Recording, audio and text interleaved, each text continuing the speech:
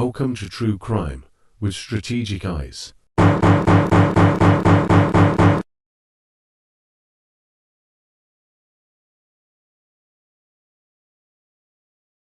Strategic back again. What's going on, guys? Hope you guys had a great weekend. Really appreciate you guys coming and joining me today.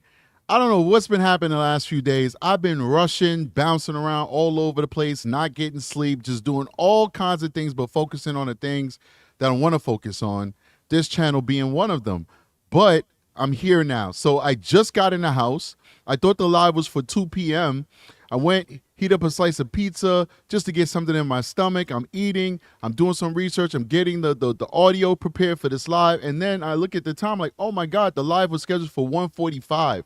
So then I rescheduled it for 2 and I ended up starting 5 minutes early anyway. So we're here now. Guys, we had a really good weekend. I think we had some really probative conversations. We covered a lot on the channel. And I do appreciate you guys for being patient with me and for not being upset that I had to reschedule the live because I was tired. So please definitely go check out the content that we dropped over the weekend.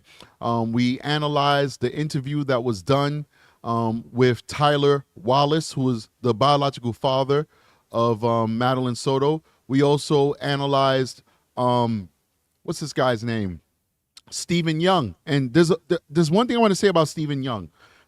We might do a part 2 because I kind of cut it off halfway through because I was fatigued and I couldn't finish the video. But from what I got so far from Stephan Young, he really seems like he's a nice guy, like one of the very few positive people, solid people that actually encountered Madeline Soto as far as in a parental figure. And that meant a lot to me, guys. That meant a lot to me because I started getting disillusioned. How can you cover these things day in and day out and not get disillusioned? How can you live through these things and not get disillusioned? How could you do these things as a profession and not get disillusioned? And I was getting disillusioned with this particular case because the deeper and deeper and deeper and deeper we dived, it seems like everybody failed Maddie. Everybody. It didn't seem like anybody came into this girl's life and actually put her forth as a priority until we heard from Stephan Young. And we heard how he tried to be a positive role model, how he tried to set positive, normal boundaries, positive boundaries, however you want to say it, with Maddie, with the mother and Maddie, with the family as a whole, because they were legally a family. He was her only and true lawful stepfather. He was married to her mother. So I got to give big shout out to Stephan Young. I don't know him. I might go back and do the part 2 and finish it out. Sometimes I forget when I say I'm doing part 2s. I might remember and do a part 2 and finish it out. And if I hear if I hear something in the second part of that interview, because I didn't hear it yet, that rings the alarms and the bells, then I'm going to come talk about it. Say, hey, listen, I said this about Stephan Young yesterday, but I listened to the rest of the interview today and whoa, Nelly, it's not good. But if everything stays the way it appears it's going to stay. And you guys have heard that interview, and I don't hear anybody complaining about Stephan Young. Then I'm happy. I'm happy that Maddie had a positive role model in her life and that she was able to, at least for some small amount of time between birth and I think maybe like 4 or 5 years old, actually have a stable household. Somebody who was able to step up to the plate when Jen decided to step down from the plate because she was battling the things she was battling. And the other thing I wanted to talk about before we jump into today's live is I also asked a question in the previous lives where I said, hey, why everybody hate Jen's mother and Jen's father so much? I mean, don't get me wrong. If the blame is warranted, if the vitriol is warranted, then okay. But I just haven't seen anything that would make me believe that they were at fault with anything. And, a few people started responding in the chats, and 2 things stood out. One, people were upset that when Maddie was upset with her mother, by all accounts, we believe that she just had an argument with her mother. We don't know what the context of it was. We do know that the mother said me and Maddie had an argument. That Maddie went out into the street, started taking a walk. And I think she was like 12 years old at the time. And the grandmother said, you need to go home. You need to go home right now. People were upset with the grandmother for saying that. Well, number one, Maddie wasn't at her house saying, hey, listen, I don't want to go back home for X, Y, and Z.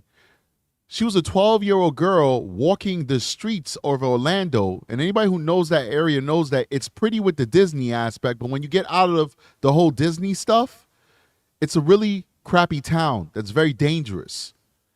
So what else was grandma supposed to say but go home? When your granddaughter's telling you that she's upset and she's walking randomly around the street, I don't know. You got to do a better job, telling me a better example. And the other thing was, what was the other? Oh, that this particular person believed that she's the reason why Stephen Young stopped being so close with Jen Soto, which in turn meant that he had to be distant from Maddie. That's not what I got from Stephen, and I could be wrong, guys. I'm here to learn just like you guys. But what I got from Stephen was that he said he had to start distancing himself from Jennifer because of his in-laws, because of his wife's family, who felt that it was inappropriate that he was maintaining such a close friendship with his ex-wife. I did not take from his statement that it was Jen Soto's parents. And when he spoke about Jen Soto's parents, he said, I love them. They're great. They're awesome. The only problem is when they all come together in big groups, they could be a little bit too much. So once again, I'm right back where I started. Why do people hate Jen's mother? Why do people hate Jen's father? I've had other people make unsubstantiated allegations about Jen's father, possible criminal records and stuff. I'm not going to speak on it because I don't have no evidence of it. But there's no evidence he did anything bad to Maddie, and there's no evidence that those allegations are true. So if you know why everybody hates Jen's parents, please let me know.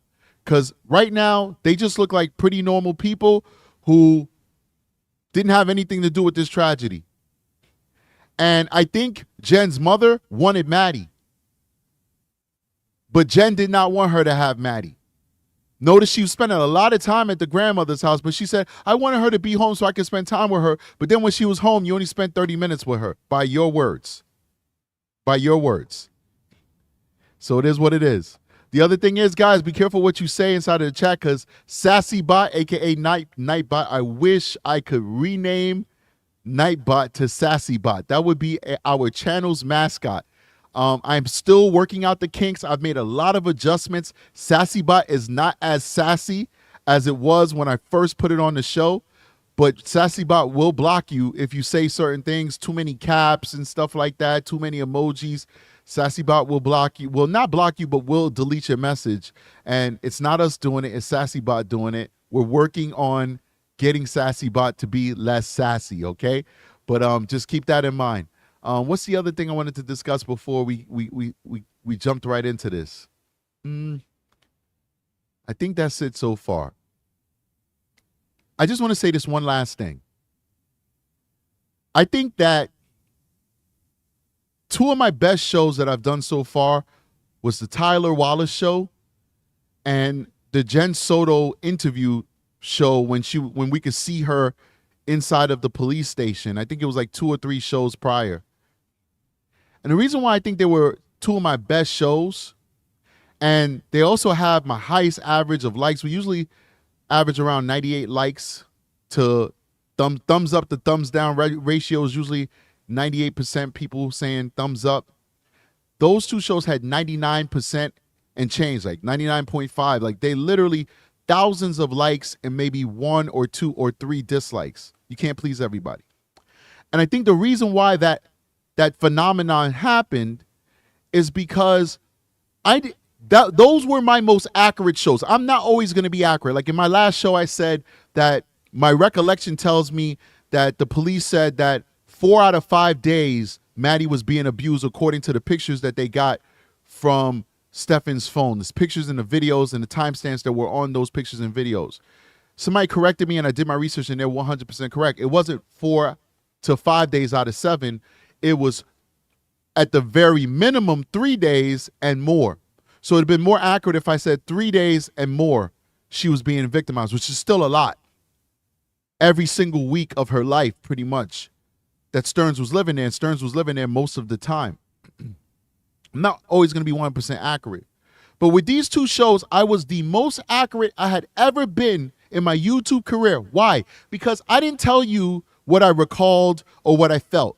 I literally played those videos listened to what they said, stopped, told you what they said if you didn't catch it, then went backwards and played it for you again. So when I said that Tyler abandoned his daughter, it wasn't my opinion. It was what he said out his mouth. And then I replayed it so you could hear it with context to be the judge and know Strategic is not spinning this.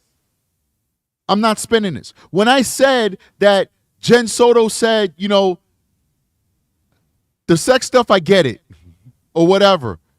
And the sex stuff are not evil. She said in other conversations, all that. What did I do? I went back and I played it for you so you could watch Jen's reaction, not just her words, but her reaction when she talks about flippantly her daughter's sexual abuse.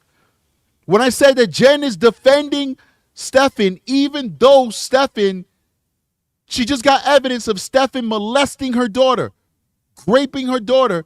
It wasn't my word that I needed you to take. I just needed you to open your eyes and your ears and watch and hear with your own self what she's saying to these detectives right before you on video.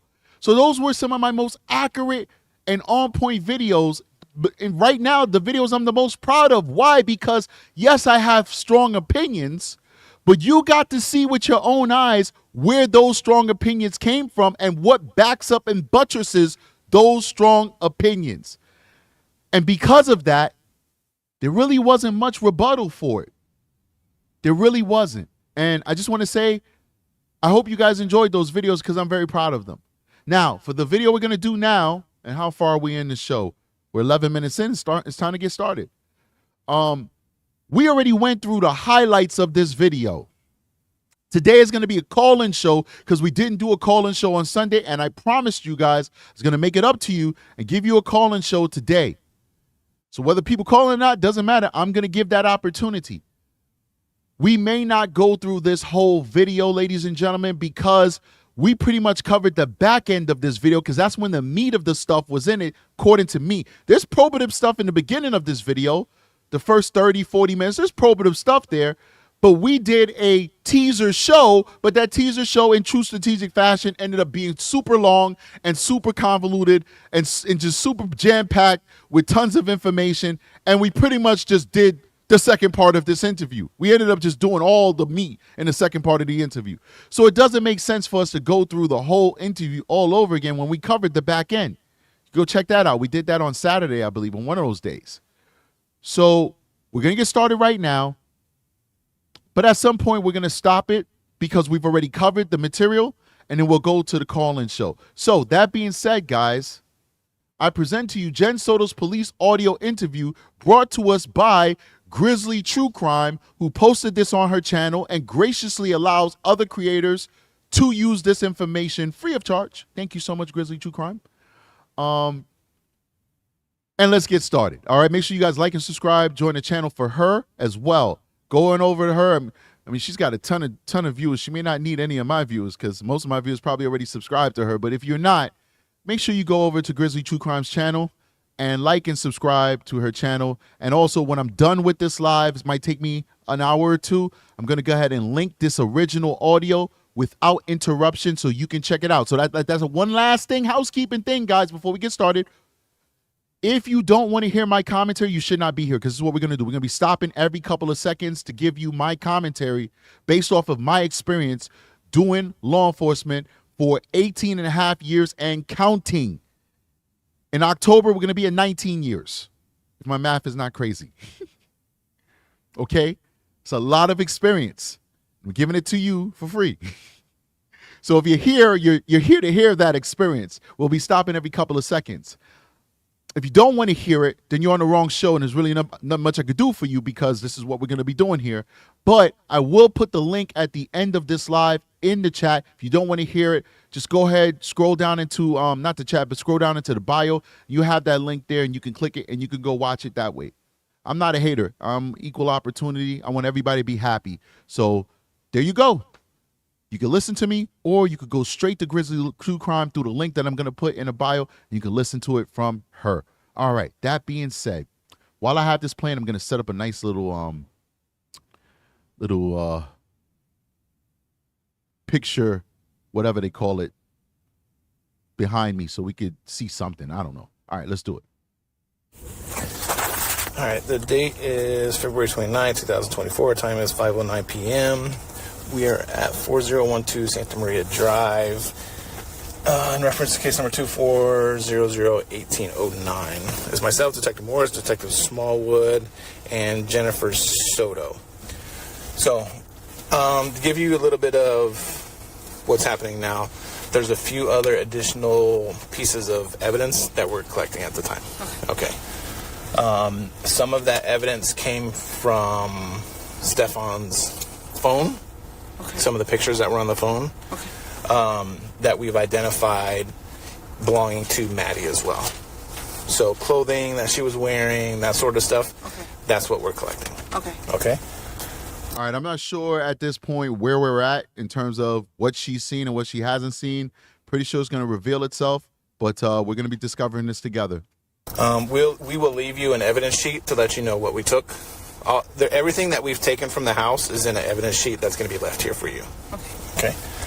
It may take them a little bit because what they do is they take a picture of it, they collect it, go to the next one, take a picture of it, collect it. So it'll be a little bit, but it shouldn't be too long. Okay, so we spoke yesterday, and we've got a little bit more information since the last time we spoke. Last night, I guess it would be. So I'm going to ask you to go through this again Monday morning when you were asleep. Stephan and Maddie were upstairs, and she's going to school. Run me through that morning again. How, like you mentioned something about you hearing noises, and then you woke up. So how exactly did that go down?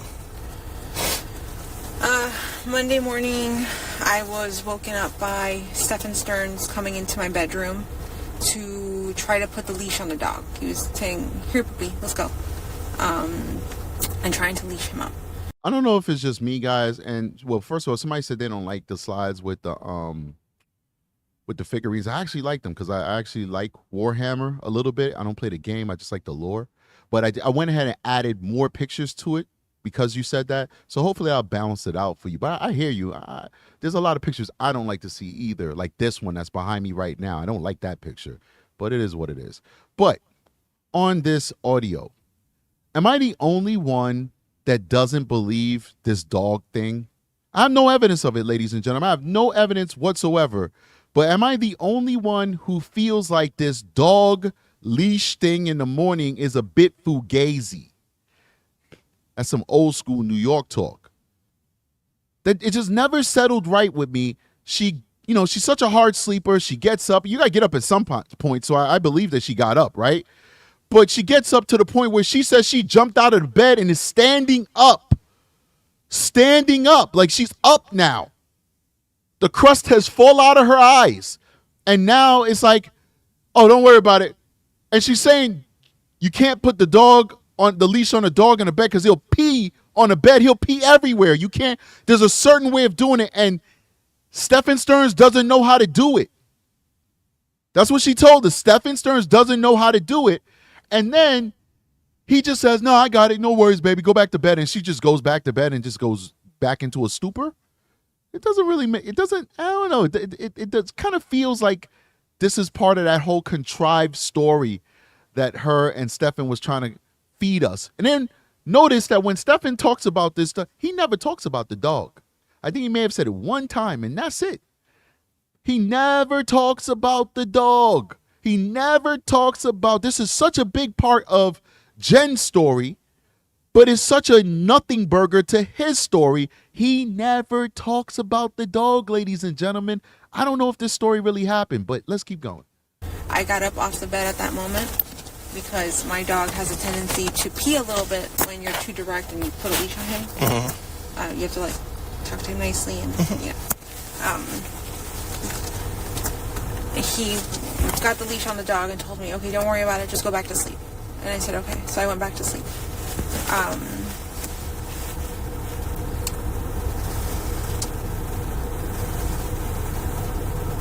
I think this was around, I'm assuming this was around 8 o'clock in the morning because I'm assuming, he's getting ready to take her to school. He's walking the dog before he does that. Yeah. So I'm not sure what time it was, but I think it was around 8 o'clock in the morning when this happened. Okay. And that timeline is off because that's too late. Remember, he left way early.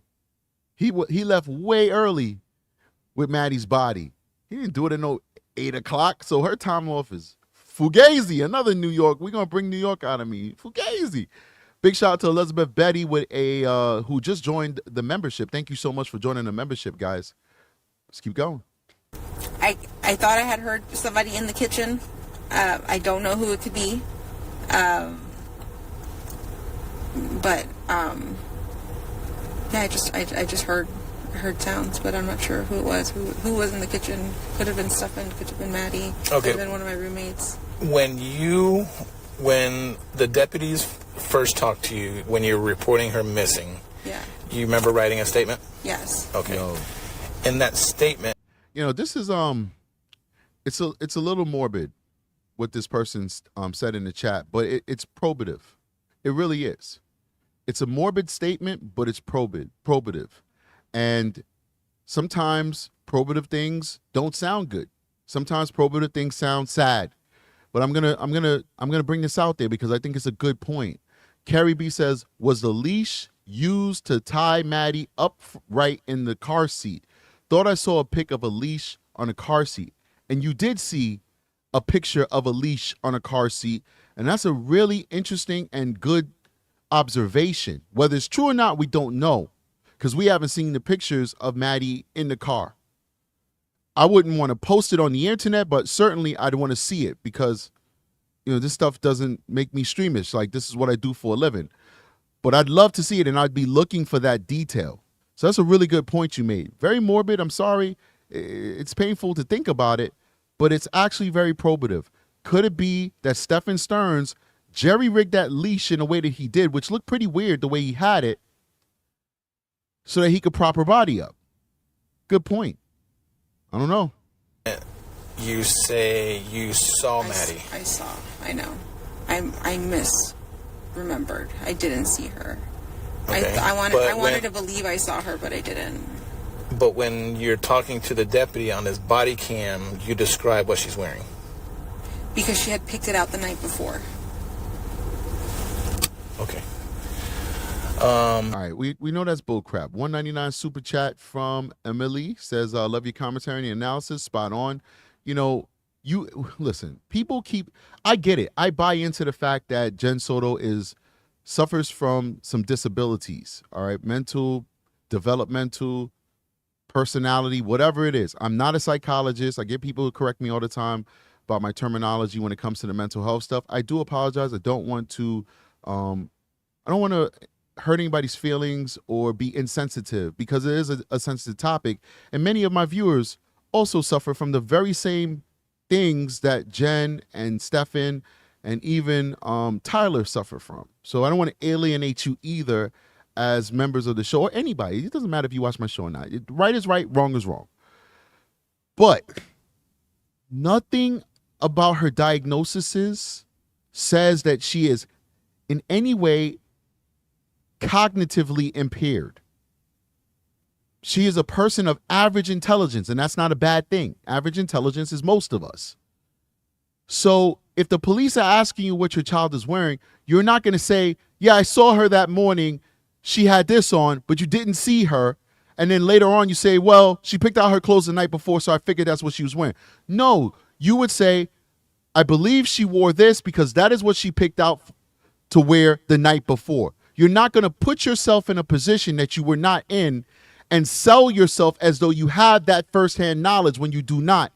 That, in essence, is compromising the investigation because now the police are looking for a child with a specific outfit because mommy said that person had that outfit. Big shout out to Tiana Nana, however you say your name, who's now a Strategic Eyes member. Thank you so much. Let's keep going.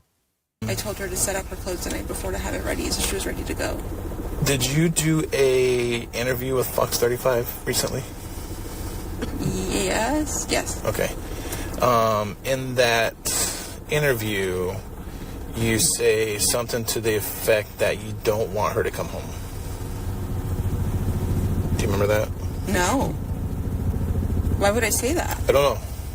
That's part of the interview. Maybe I don't know if you listened to it or if you saw it. I haven't seen anything. Okay.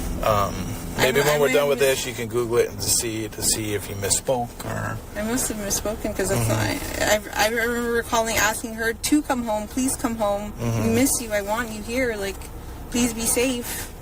I remember saying. All right, so I guess the detective wanted clarification on this. Of course he did. He asked a question. Maybe he wanted to ruffle her feathers a little bit. That's possible. But on this time, I side with Jen. I do not believe that that's what she said. But if she said that, I don't believe that's what she meant. I think she wanted something like, I don't want her to come home hurt or something like that. And I think what she's trying to say is, I don't want my daughter to be hurt. I don't want that when I receive her back that she had gone through all types of trauma. She wants her home safe and sound the way that she left. And I think that that's what she tried to say. Or harmed. You know, I think somebody in chat said harmed, and I agree. My memory jogs that she used the word harmed. I don't think that she meant like, don't come back home at all, or if anything happens to you, if you've been touched, don't come home. You have no home here for you anymore because you've been touched. You're no longer pure. That's not what she meant. It's obviously not what she meant. I don't know why the detective asked it. He probably has his own reason, and I'm not second guessing him, but I'm just saying as a person who is digesting this content and interpreting it on myself, I do not believe that's what she meant. Let's keep going. Saying that. Okay. All right. I want to touch a little bit more, go more in depth on the relationship that you have with Stephan. Now, you said you guys have been dating for a while, and then you kind of broke up, and it's been on and off for a few years, I guess you'd say, right? Yeah. During that time, was he seeing anybody else?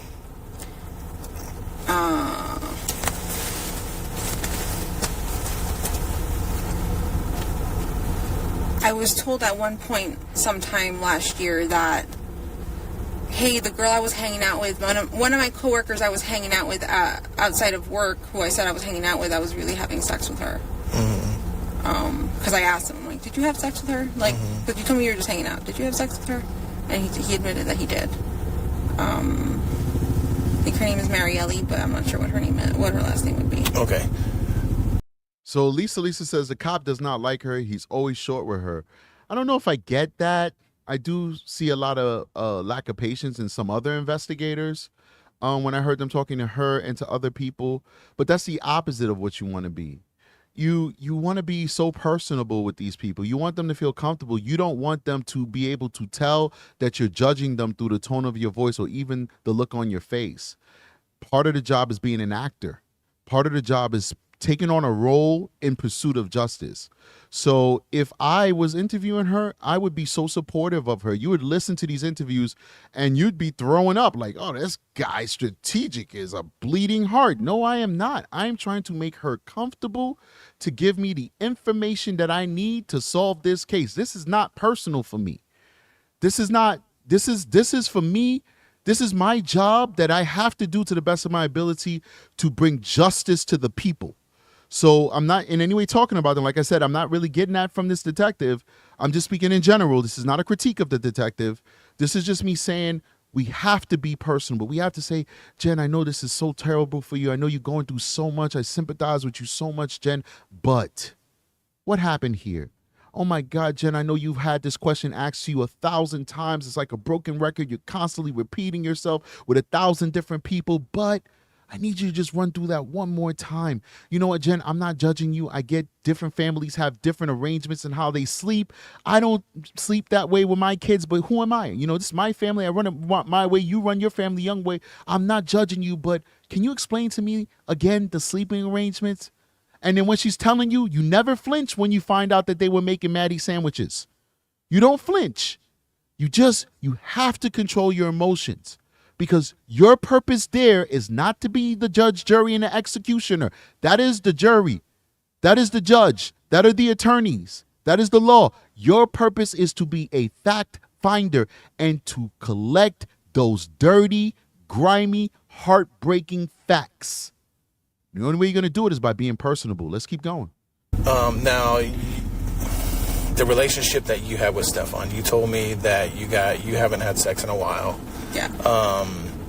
When you guys were together and intimate with each other, it is maybe a little uncomfortable, but it's something that we have to discuss, is when you guys were intimate with each other, a lot of people call it vanilla sex. Some people call it, whatever kind of sex you want to call it. How would you describe you and Stephan when you guys were intimate? Pretty vanilla. I would say just missionary and oral.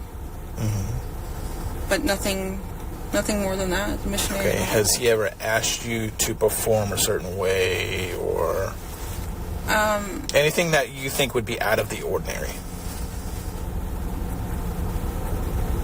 He's I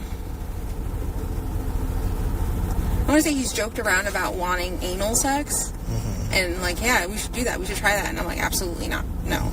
To me, his penis is average size but thick, and it hurts. So I don't want, even normal sex hurt to me. So I just didn't want to.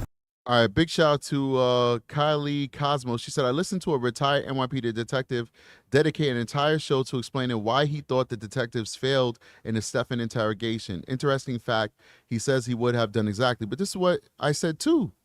I said the same thing. I said, yo, listen, they should have asked him in a different way. I went through a whole sequence, and I'm agreeing with you. I don't want to come off wrong.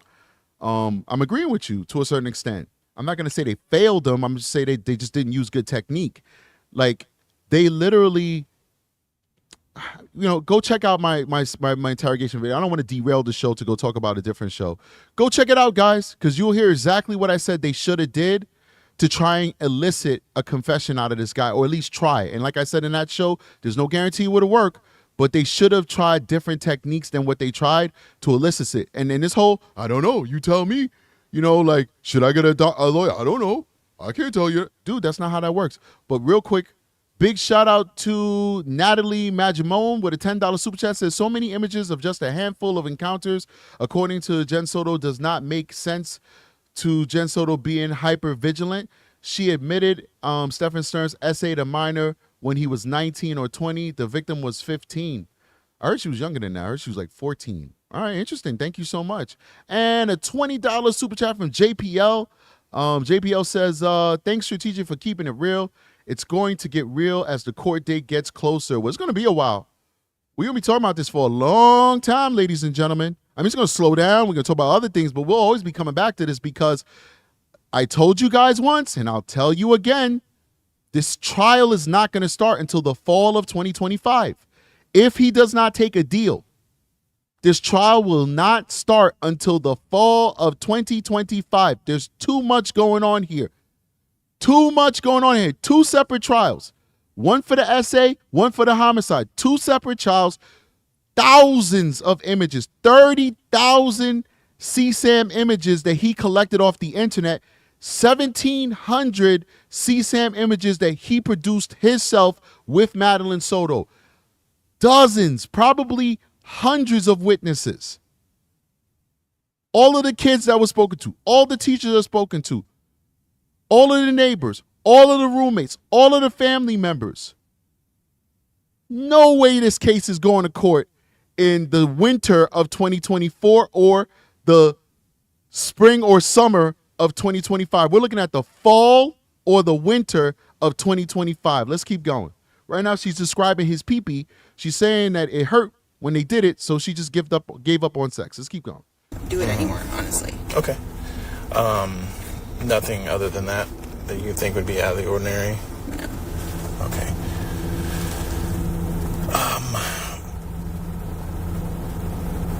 All right, so he is on medication. You told me he's on medication for insomnia. Insomnia. Can you say that right? Sleep apnea. Yeah. And then I believe you said ADHD. Yeah, and also anxiety meds, I think. Anxiety, okay. Anything else that you can think of?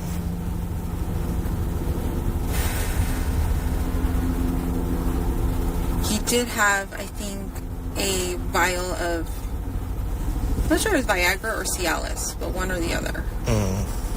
I know he was having a hard time getting an erection or being able to enjoy getting off. It's because he liked children. He wasn't into you. That's the truth. I'm not even being flippant. I'm not even being inappropriate. Seriously. He's a pedophile. Being with you was a means of having access to that beautiful little girl. He's not interested in you. He has shown a history of being interested. According to his friends, I wasn't there. According to his friends, he's shown a history of being interested in younger girls. So he wasn't into you. He was into children. The things he was interested in that he would do with anybody, like anal and stuff like that, you did not want to do that. You probably also did not want to play dead. He liked that too. Or play unconscious. So he wasn't into you. There's nothing wrong with you as a person, as a human, as a woman.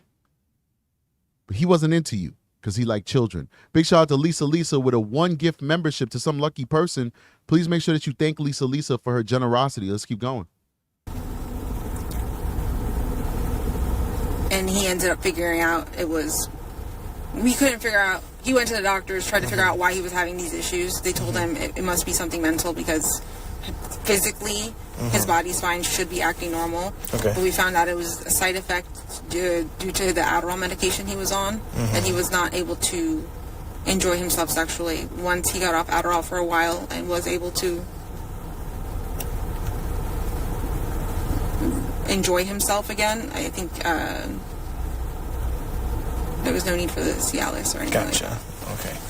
Okay. Would he ever talk to you about what kind of porn he liked watching or anything like that? No. Okay. Have you ever, quote unquote, watched porn with him or anything like that? No. Okay. Big shout out to Secret Force Creation with a $9.99 super chat. Says, hi, Strategic. Love your show and insights. I have an autistic grown-up child, and sometimes she plays on it so that she can be lazy when she wants. I think Jen does this. Sounds mean, but true. I hear you. All right, now, Maddie, what medication did she take? She was on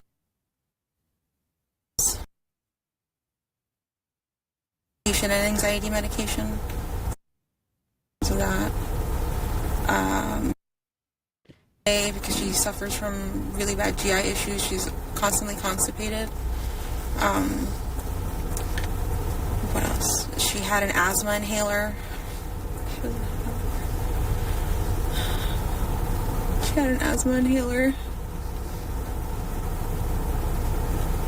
Notice she never spoke about that asthma inhaler and the fact that her daughter has a serious case of asthma when the child first went missing. I don't know. I'm not trying to infer anything. I'm just bringing it to your attention.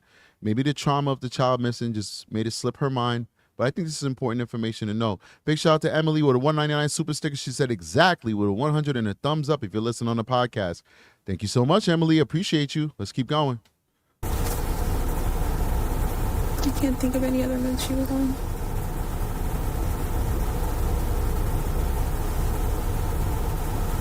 Does she take that medicine to school with her? The asthma medication, yes.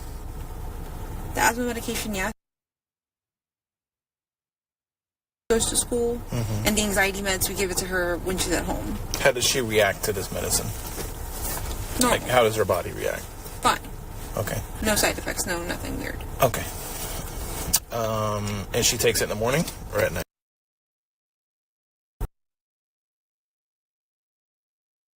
Or probably in the afternoon or evening time close to bed. We use it mostly for sleep aid. That would be given to her at night.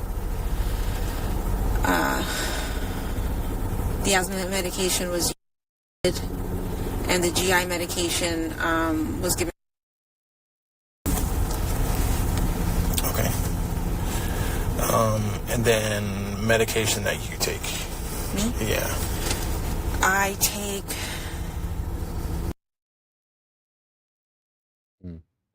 brand name for bipolar medication. I take anxiety medication. I'm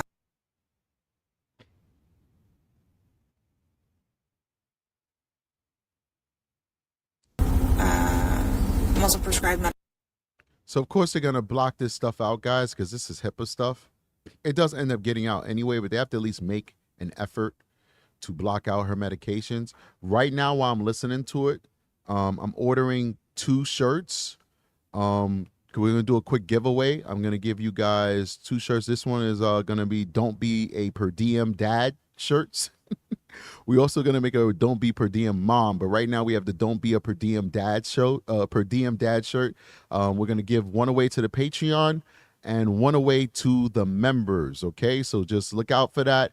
It's going to take a couple of weeks for it to arrive at my doorstep. As soon as I have it in my custody, I will do the giveaway. Just bring you guys up to speed. Let's keep going.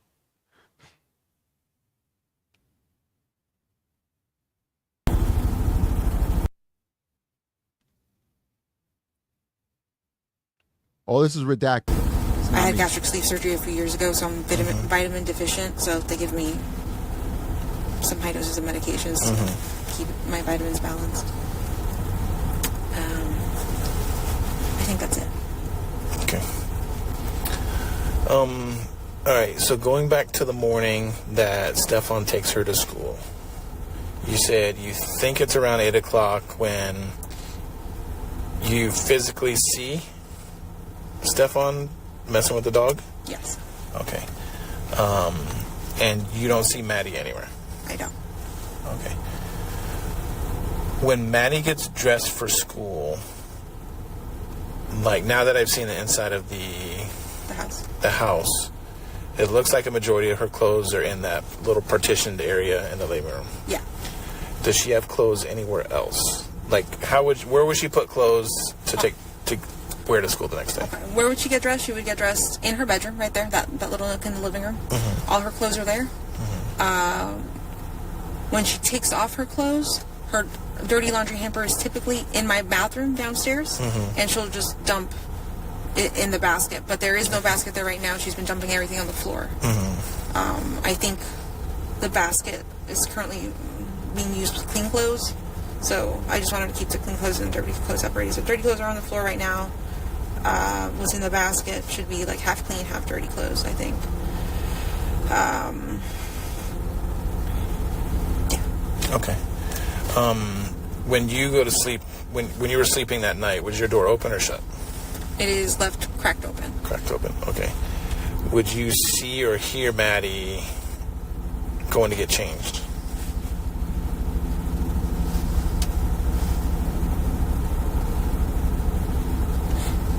I would say yes, but if I weren't deep asleep, and I think I was deep asleep because I didn't hear anything until Stephan came and woke me up to try to get the dog. Okay, so he woke you up to help with the dog? Yeah. Okay, so you didn't hear tussling around or wrestling around in the kitchen that made you wake up to go help? No. It was him. He came directly into my room and grabbed the dog, and I got up. I shot up to try to help him. It was until later that after that is when I heard rustling in the kitchen. Okay. So he takes the dog out to go potty or whatever it may be, and he comes back inside. Do you see him when he comes back inside?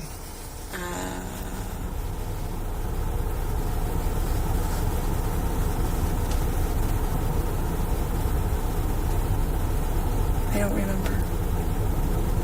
Okay. Do you remember him leaving, saying bye to you or anything like that when he was taking Maddie to school? I don't think so. I think at this point I was already back deep asleep. All right, one second. I'm going to address a few things from the chat. Aki's like, just some inside baseball behind the scenes. Aki's like, did we do this one already? No, we didn't. What we did, Aki, just for everybody, just to know what goes on with us, we listened to this already and we timestamped it. That's why it sounds familiar, Aki. We listened to it, we timestamped it, and then we did the sample show where we covered the back end of this when it was just bananas. She was saying all kinds of crazy things at the end of the show. So you guys want to check that out, go check out that other show that I did. You'll hear me react to and analyze all the crazy statements she's going to make at the end of this. But it sounds familiar because we already covered this internally, but now we're doing it for everybody. Somebody said, Strategic, did you hear about the memorial being taken down? It was huge. Yeah, I heard about it. I have no feelings about it. Memorials are beautiful, are important, but it gets complicated when you're doing it on private property. And if the owner of, I'm a big rights person, you know, I'm a big person that believes in personal freedom and rights. And if you own something, it's yours and stuff like that. That's my personal belief. So if the owner of the property didn't want that memorial there, probably because it was attracting a lot of people, I feel like we have to respect that. And I think it's up to us to find an appropriate place for a replacement memorial, maybe at her school or something, maybe at her favorite playground, and do a permanent installation, because that's going to have more of an impact than just having a place with a ton of flowers and cards, you know, piling up to 2 stories high, because everybody loves Maddie, as they should. It's that person's property. If they don't want it on their property, we got to respect it, not demonize that person, because that's theirs. And that's just me. That's my personal beliefs bleeding through. If that makes any sense to you, answers your question. And big shout out to DP with Perky Priss. Okay, $10 super chat says, hey, Strategic, did you notice when she is asked about Stephan giving MS a second dose of meds, she uses the word I forced or I got him to admit it. Not like, oops, we both realized our mistake. Indeed. You know, if it was just a quick mistake or something like that, you'd be like, oh, yo, my bad. Oh, I didn't know you gave him or gave her a dose this morning. I'm trying to do my part, trying to be helpful. I gave her a dose thinking she didn't get it. I'm so sorry. It was a mistake. No, this guy purposely gave her that extra dose. And I think it was hydroxyzine that he gave her so she could get knocked out so he can abuse her. And so, of course, he didn't want to admit to that because he purposely gave that extra dose. So good job catching that. All right, let's keep going. Okay. I'm pretty sure when he went to walk the dog and left, I fell right back asleep immediately. Okay. Now, you go back to sleep. You wake up because you have a doctor appointment to go get blood drawn or something like that. Yeah. And you told me your appointment was around 10 or something like that? 9, 10? Yeah, I'll tell you right now. I think it was 10:15.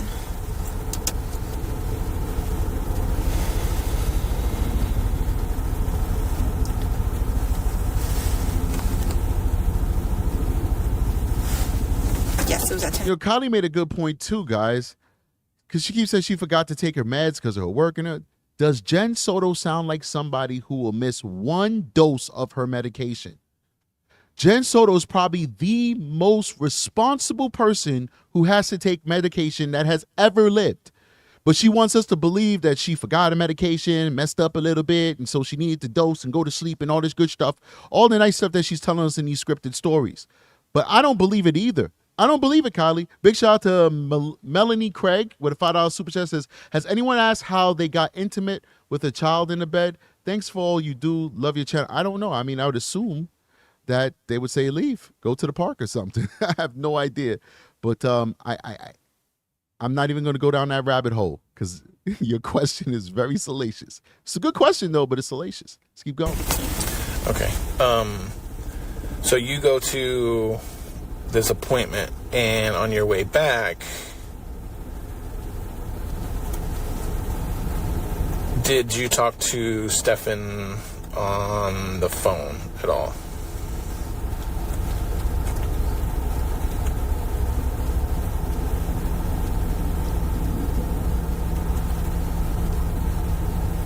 I know I talked to him while I was in the parking lot waiting for my blood work to happen.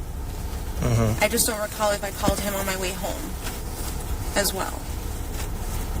It would seem like I would do that, but I just can't 100% tell you if I did do that or not. Okay. At what time did you and him meet back up here?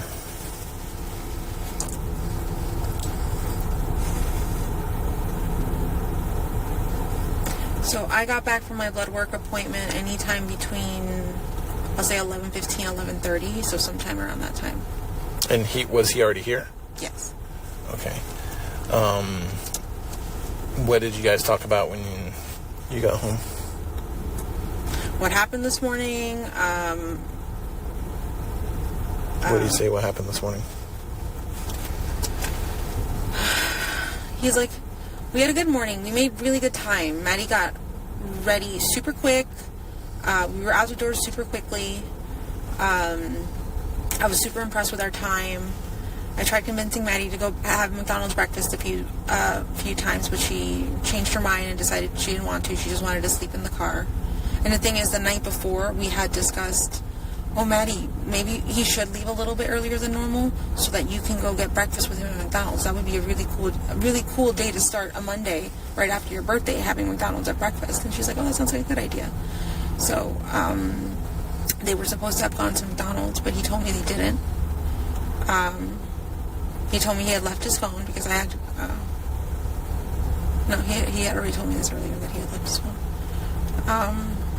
You notice whenever she's lying or when she gets confused and she's trying to remember her story, once again, this is her tell.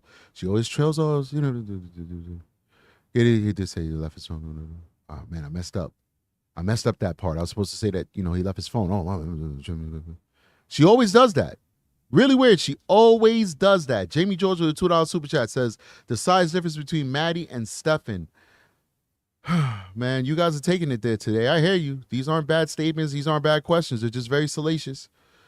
I mean, just to think about it, it's disgusting. It's terrible. Maddie was a very small, petite girl. And just to think about it, it's terrible. Thank you for the super chat. Terrible stuff, man. Let's keep going. What else did he talk to me about?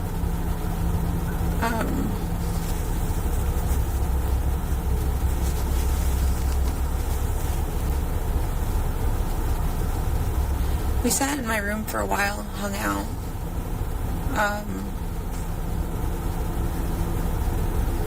He discussed having to reset his phone even though he didn't want to, or no, not reset his phone. He discussed needing to update his phone because he's been avoiding an update for so long. But I think it's time to do it. And I said, just do it. Stop avoiding it. Just do it. And well, who talks about that? Like, y'all really need some small talk. But we know why he's talking about it. We know why he's putting this out there into the ether. I don't even blame Jen for this one. She's reacting to the conversation that he's leading with. Ali Blue says, it's all a bit too convenient, hard to believe. I think you could say that's an understatement. You could say that for most of this. But I don't even blame Jen for this. She's reacting to the conversations that he's trying to have with her. And the reason why he's trying to have those conversations with her is because he's trying to set up his alibi. This is why I had a whole conversation with Jen about updating the phone. Then I had a whole conversation about what happened when I update the phone. Then I had a whole conversation about pressing the wrong button and resetting the phone. It wasn't on purpose. There's a witness who can walk you through how I came to the destination of having a wiped phone, a phone that he would later admit he wiped twice. Twice. Let's keep going. he started the update, and then through the update, he's like, oh my God, I don't know what button I pressed, but I just factory erased my entire phone. And I said, that was stupid. How'd you manage to do that? He goes, I don't know. I wasn't paying attention, and I just clicked the button, and it happened. And I said, oh, okay, that's unfortunate. Or did he tell you he meant to reset his phone? No, he didn't tell me he meant to reset his phone. He acted like and said that it was an accident. Did you find that odd? Of course I find that fucking odd. That's suspicious as hell. Have you ever reset any kind of phone? Me, I have no idea how to do that. No. Okay, have you ever... Now, I don't know what kind of phones they had because I have an Android phone. I'm an Android guy. Never had... Well, I had... I have had Apple phones for years because the government gives us Apple phones. No matter what agency I've worked for, I've always had an Apple phone. For some reason, they have a contract with Apple or whatever. So I do maintain an Apple phone, but I don't do anything but work on it. But for my personal phone, I have an Android. And Android in its later iterations, which pretty much everybody has because people update their phones, upgrade their phones as well. The upgrading process is so smooth. It literally just takes seconds. Like, they have really streamlined it. It's not like something that you don't have your phone for 10, 15 minutes. Like, you literally upgrade it, and within like 45 to 50 seconds, because the computer chips are so fast, like I got the S24 Ultra, the newest Samsung Galaxy phone. Whatever. I always trade it in to get the newest one because I'm a Samsung member. I got one of their financing accounts, so they give me a ton of money for the old phone. So I'm always with the brand new phone. It just takes a couple of seconds, and it tells you, hey, you got a new update. You want to update? Yes, done. And from my understanding, he didn't have an old phone. I don't know what phone he had. If it was an Apple or Android, it was an Android because he had his Google Cloud where they found all that nasty stuff in it.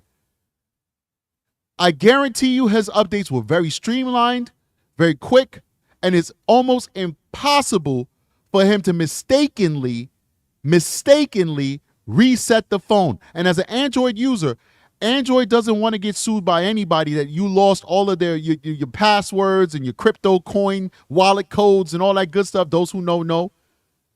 That crypto coin, those who know. Well, they make it so hard that you literally have to go through like 4 different screens before you can reset your phone and lose all memory that was on your phone. And even if you do, guess what? On an Android phone, everything is backed up to the cloud, just like Apple. So if he did erase everything on his phone within a matter of 10 minutes to half an hour, everything would have already re-downloaded back onto his phone. And it doesn't matter what company is using the Android software, because Samsung is not the only one that has Android on their phone. Other companies use Android as well. If it ain't Apple, it's most likely Android that's going to be used. They all tap into the same ecosystem. The company makes the phone, HTC, whatever, Samsung, Motorola, whatever. They all make the phone, but it's the Google software that's on there. So all of the phones are going to act the same when it comes to resetting, when it comes to recovering your phone, when it comes to updating your phone. It's all the same, guys. Big shout out to Emily with another super chat. $4.99 super chat says, you're speaking the truth and spitting nothing but facts. Thank you so much. Let's keep going. Had to do an update on a phone. I think so. On these phones, yeah. Sometimes it will ask me to just continue on with the update. And do I remember it ever asking me to erase? No. Got it. Okay. But he's got a Samsung. I have Apple, so I don't know if there is a difference. There you go. She told us he's got a Samsung, and she also was very honest with these detectives. She said, never, ever have they ever offered me the opportunity to erase my phone when I'm updating. So now she's speaking from an Apple user, and I'm telling you as a Samsung slash Android user, it doesn't exist on either platforms. You have to go through hoops and hurdles if you want to make that phone clean. And lastly, I know I can talk. I'm a talker. I apologize. But lastly, because I upgrade my phones pretty much on a yearly basis, because I get the newest phone based off of the subscription that I have with Samsung, I have probably reset my phone more than most people. Because, of course, when you're sending in a phone to be upgraded, you want to send them in your old phone so you can get your credit. You want to reset your phone. You want to make sure that all the information on your phone is wiped. So I do this all the time. And it's not in any way as Stephan Stearns has described. Let's keep going. All right. Now that you mentioned phones, so Maddie had a phone. Yeah. And explain to me what her attachment is to her phone. Her phone is her lifeline. That's how she talks to all of her friends. That's how she talks to any of us. She's constantly on video chat with her best friend, or talking to them, or playing video games with them. But she's on her phone pretty often. What exactly would you like to know about her phone? So, somebody made a good point in the chat. They said you're resetting your phone and you're using the same email address and so forth, and your connection. It's going to just put all that stuff right back on your phone before all is said and done. Well, guess what, Janet? That's a really good point you made. Janet stuttered. Because I remember when the police took his phone and he's like, yo, can I see your phone? And he gave him the password to look in. They made note, why aren't you signed into your Google account or your Samsung account? They made note of that. See, this dude, once again, he thinks he's the smartest guy on the planet, but he's not. He's not. He's of average intelligence. The problem is, probably even lower than average intelligence, the problem is that his narcissism, and I'm using that lightly. I know people overuse the word narcissism. I don't know if he's diagnosed as a narcissist, but I'm going to use it in a colloquial way. His narcissism makes him think that he's smarter than the rest of us. the reason why his phone didn't repopulate with the very same information that he had just tried to get rid of is because he didn't log back into his Google account. So the Google account wasn't connected to the phone. So when the detective looked at it, was like, yo, why isn't your Google account connected to your phone? He's like, oh, I don't really know much about this technology stuff. I don't really know. Oh, I'm so zonked out right now. Oh my God, I took my medication and I can't. Oh, what's my name again? Who am I? Who? Oh, yeah, I'm Stephan Stearns. Yes. That's exactly what happened. That's exactly what happened. Tatiana said his mama said he's a genius. Well, in everybody's mama's eyes, their son is a genius. But the truth is in the pudding. If he's a genius, he'd have found something that would have allowed him to express that genius and make money. And if he was a genius, he would have planned out that murder a whole lot more, with more vigor, with more detail, with more cleverness than he did. Because the moment he came on TV, the whole world knew that he had did something to Maddie. And we had no evidence whatsoever. The police had zero evidence. She was literally a bona fide missing child at that point. Yet we all looked at him and said, yo, that guy killed that girl. With no evidence. We didn't know about SA. We didn't know nothing. In fact, I hope that video I have is still up, because it was like the second day or the first day she was missing. I did a video and I said, guys, I hate to say this is when I was doing my political show, but I took some time out to talk about Maddie because I've been covering Maddie for a long time. Hopefully it's still on my channel. I said, guys, I'm sorry to tell you, but I think Maddie's dead.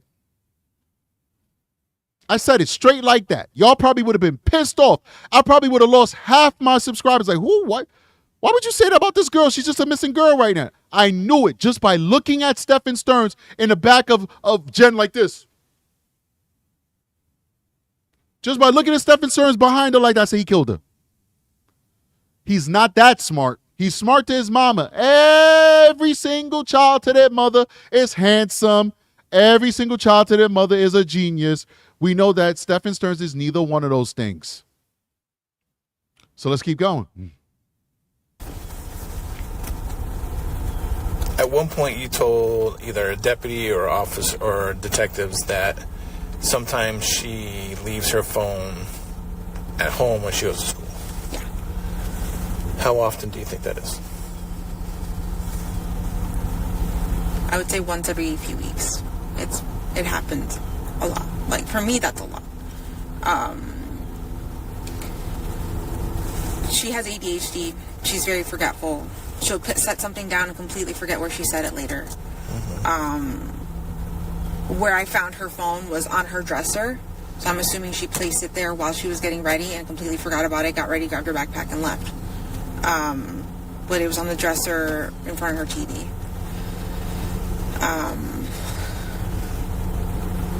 But for me, that's a normal thing for her to forget her phone. Mm-hmm. Now, when she went, do you remember what time she went to bed on Sunday? I sent them to bed around 11 o'clock. Okay. Did you see him or her anytime after that other than in the morning? Or talk to them? Either via text or yell through the walls or... No, nothing like that. If anything, Stephan may have come down to use the restroom. Why wouldn't he use the restroom upstairs? Because our roommate does not like sharing. Our roommate does not like sharing bathrooms with men, and she asked that we don't use that bathroom, or that he doesn't use that bathroom specifically. So we've respected her wishes, and he's been using my bathroom this whole time. Okay. Were you? I mean, he didn't exactly respect her wishes. He didn't use her bathroom, but he certainly put his phone under the door when she was getting naked, taking showers. Isn't that crazy? So, yeah, he respected and he pee-peed downstairs, but he was a peeping Tom upstairs. Let's keep going. Big shout out to Chris Dreyer says we should have the Truth is in the Pudding t-shirt. We'll think about that one. We definitely got to get that don't be a per diem mom up there. We want to be equal opportunity because some moms are per diem. Unfortunately, more dads are per diem than moms. Let's keep going. You supposed to work Monday? No, I was off. Okay. What about Tuesday? Off. Wednesday, I was supposed to work. And you told me you work at the front desk at Coronado Springs at Disney. Yes. How long have you worked there? Less than a week. Okay. Did you work anywhere prior to that? I was a substitute teacher for Kelly Education.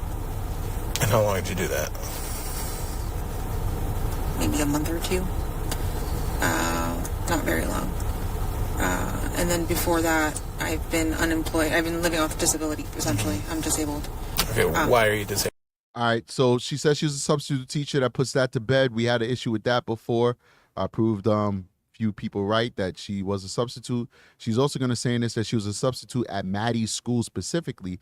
Big shout out to user 13, $5 super chat says he said he reset the phone his dad gave him while he was in the interrogation room. I wonder why he did that. And I'll tell you why he did that, because he probably used that phone to access his Google Cloud, and he knew that there would be a trace on that, but he should have understood that it would not have truly erased. Also, he says, and he tried to say it was also an accident. So I guess that's the two resets. The first reset was in his personal phone, and the second reset was the phone that his father gave him. I don't even think this boils down to intellect at this point. It was just pure desperation. Pure desperation on his part.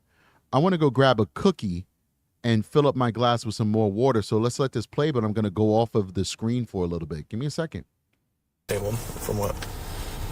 I have a bunch of things. Primarily PTSD. From what?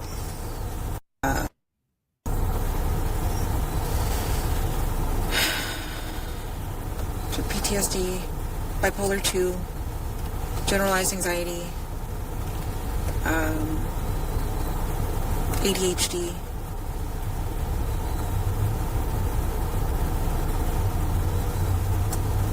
I think that's pretty much it with my psychiatric stuff. Okay, if you don't mind me asking, what happened with... I went on a date with a guy I had met. Was this before Stephan, or... Yeah, this was before Okay. Stephan. This was way before. It was a few years before Stephan, or maybe the year before Stephan. But met a guy at a car dealership who interviewed me for a job. I turned the job down, and he said, "Oh, great, I can't date my employees." And I said, "Oh, what do you mean?" He goes, "Yeah, I want to take you out on a date." And I said, "Oh, wow, I've never been asked out on a date in person before." And we went out on a date. He got really drunk. We got back to his place.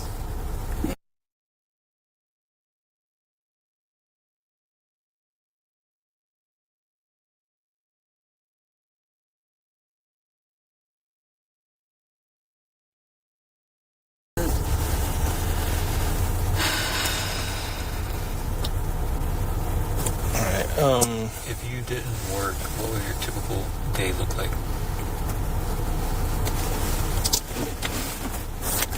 My entire day was focused around Maddie. On a normal basis? Mm-hmm. Okay. I would wake up first thing in the morning, make sure she was ready, make her breakfast, get her backpack and water bottle ready. If she's taking lunch, get her some lunch ready. This is me doing this while she's getting ready. Walk the dog, come back, make sure she takes all her medications before school, take her to school, come back. I typically have a bunch of doctor's appointments to go to often, so I'm either at doctor's appointments. If I'm not at doctor's appointments, I'm just here at home, probably napping, resting, just waiting until it's time to pick her up from school again. I know you guys don't want to see me eating a snack, so I'm just going to take myself off the screen. But here she goes, making her excuses. Laid out those disabilities that she has now. Laying out how she's the perfect mom. Doting on her daughter. Making sure her daughter gets everything done. Da-da-da. Let's keep going. She was my entire life. Everything I did was, my everyday was. My everyday was Maddie, even though I would send her to go sleep with my ex-boyfriend. The man I didn't want to sleep with. I told my daughter to come home the day after her birthday celebration because I wanted to spend time with her, but I only saw her for 30 minutes, and then I kicked her out and sent her and Stephan to bed. Doesn't sound like mom of the year to me. Let's keep going. For her. Did Stephan know about your doctor appointment on Monday? you tell him what your plans were on Sunday?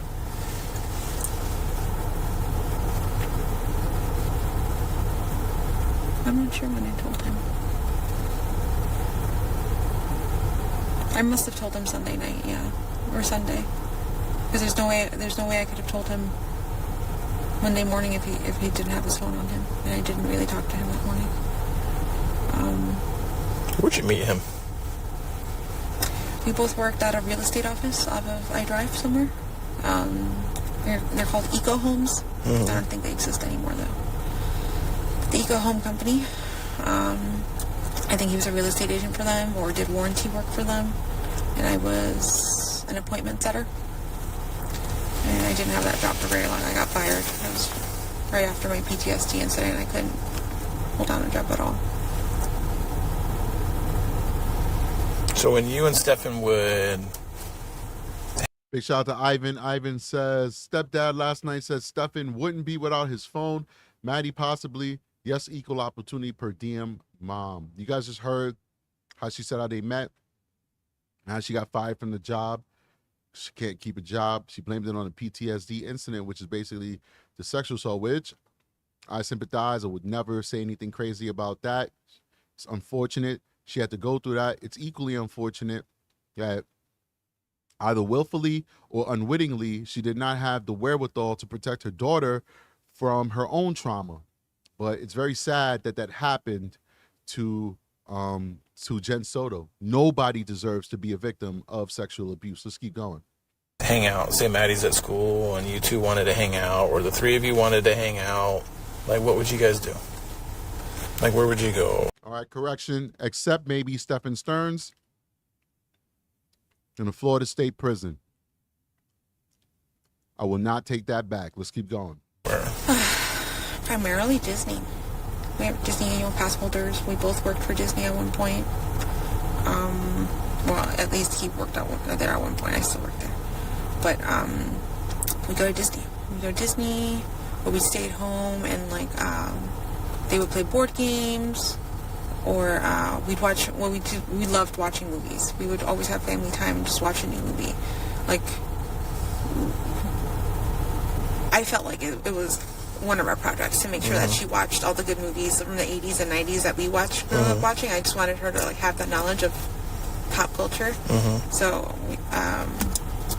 last movie we watched with her was Sister Act. When was that? Sunday night. Like, would you go out to eat anywhere, like a favorite restaurant or anything like that? The only restaurant I think we frequented a handful of times in the last year is La Mexicana. It's on off of Columbia. Honestly, living on disability and then his income at Disney, it wasn't enough to survive. We really didn't eat out often. We couldn't afford it. Okay. Would you go visit any parks, or other than not Disney parks, but neighborhood parks or anything like that? No, we'd hang out right here at this lake. Maddie really liked hanging out at this lake and just drawing, sitting on one of the benches and drawing. Any other park? No, not really. Now, what if it was just you and him? Say going out on a date or wherever. Where would you guys typically go? So, due to money, hardly ever went out on a date.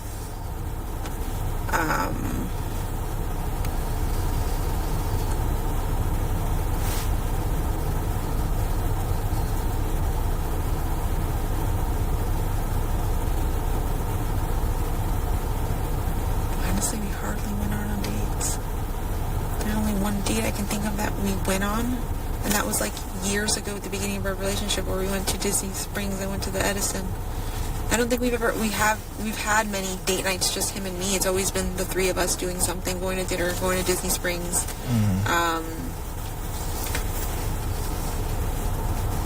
We visit Disney Springs sometimes, often, well, not often, but sometimes. We really liked that restaurant, Deluxe Burger. Really good. Shane really enjoyed it there. Now, the dynamic between you three. I know you told me that sometimes you and her would sleep in the bed. Yeah. Sometimes the three of you would sleep in the bed.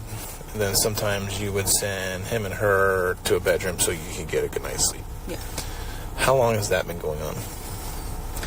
Okay, so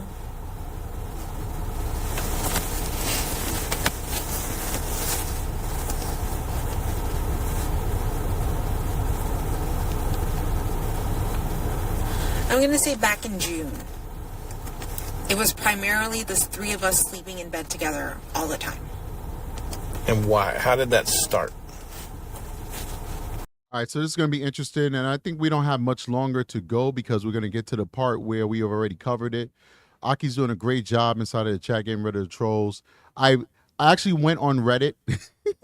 Okay, I shouldn't say this, but I was just curious. I went on Reddit to see, what people thought of the show, just to get ideas, because Reddit is a very niche area, so you can't really believe everything you see there. But people were generally positive about the show, and that really meant a lot to me, and I appreciate that. I'm not going to go there again, so if people go there like, hey, we got to change the narrative, Strategic is reading Reddit, and so we've got to, let them know we hate them. I'm not going back to Reddit. I'm not a Reddit person. But from just randomly going there, people were saying some positive things about the show, and we do appreciate those folks. We did get some critiques, and one person was like, I really love Strategic, but sometimes he spends too much time talking to the trolls. He's like, trolls are going to be trolls. Don't focus on them. And I do know that could be distracting at times. I always believe, because of the show that we did prior to this, when we did politics, talking to the audience was a part of the show. So it's not like I'm one of those YouTubers that like literally want to fight with people in the chat. I'm not about that life. That used to be my style. That used to be what made my show popular in the people who would come back and watch it. I'm not doing that here. All right. So it is what it is.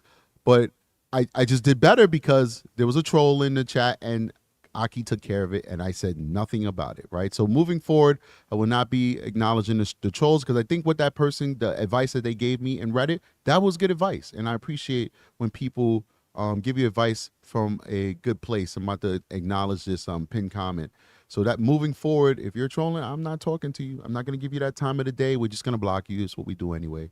All right. Kimberly Porter says, Strategic guys, you are so side-eyeing Jen so hard. Where's your poker interrogator face? Well, I'm not getting paid right now. This is passion. When you're paying me to do it, you get the poker face. Yes. Oh, you put your finger there. Okay, yeah. Oh, you did that to her. Oh, no problem. Okay, no problem. I'm getting paid to do that. This is like a labor of love right here.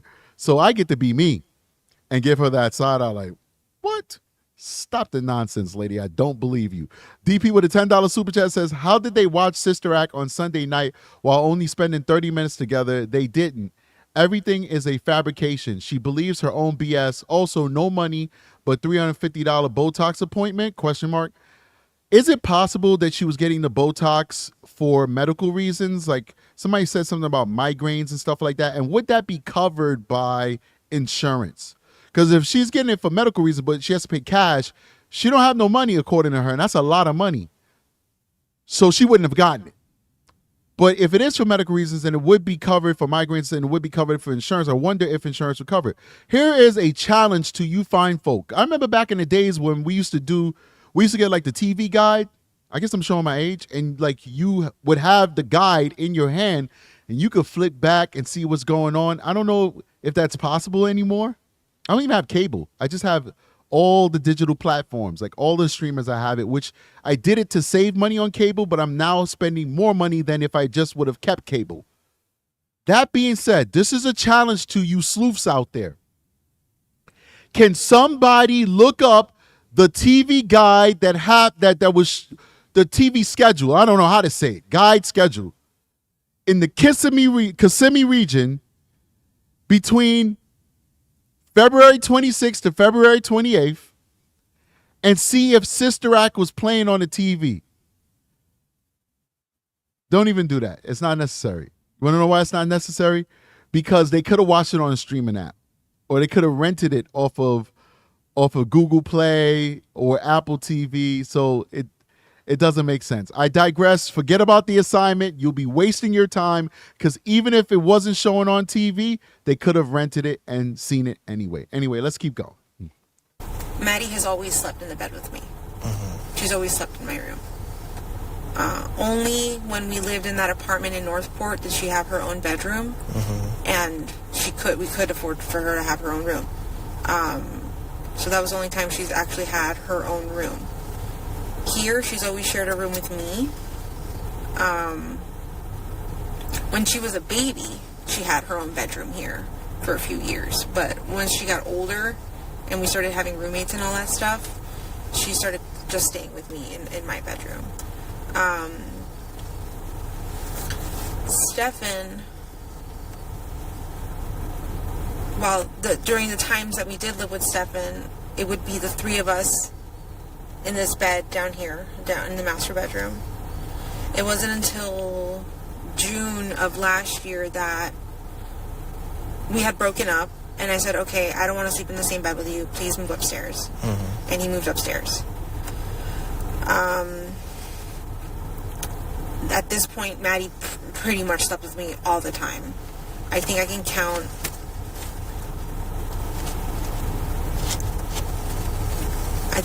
maybe on one hand how many times she's gone upstairs to sleep with him alone, because I wasn't comfortable with it. I was like, no, this it doesn't look right. Like, it just doesn't seem right. Like, I'm not comfortable with it. I think it's when she slips up in her lie a little bit. It would have been much more believable if she said, listen, I have no problem. I trusted the guy. You know, I grew up where I was sleeping in the bed with my family, etc. This is not something that's alien to me. And I saw nothing wrong with him sleeping in the bed with her. She should have just said that instead of her going through the progression of saying, no, I thought it was terrible. It seemed weird, seemed wrong. And then, the evidence starts to play out that you kind of accepted this and it was a normal thing. JJ finally talking to us in English. Wow. Seriously, JJ, you're not talking to us in Spanish? JJ says, sexy nightbot, don't block again. I hear you. You better behave yourself, JJ. Let's keep going. Maddie, you got to sleep with me. And I've told him that. But there are times that they beg for sleepovers. Like, please, we just want to stay up late watching movies. And usually in the members area, JJ is talking to us in Spanish. Saying very interesting things. You just got to translate it. But that's where that inside joke comes from. Let's keep going. And I would be too tired to stay up late. So I would say, fine, go ahead and do it. But just this once, like... When did you start becoming comfortable with it?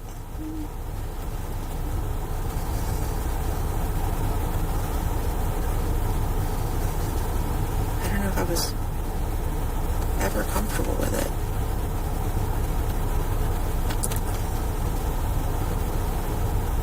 But you told them to go Sunday night to go sleep together.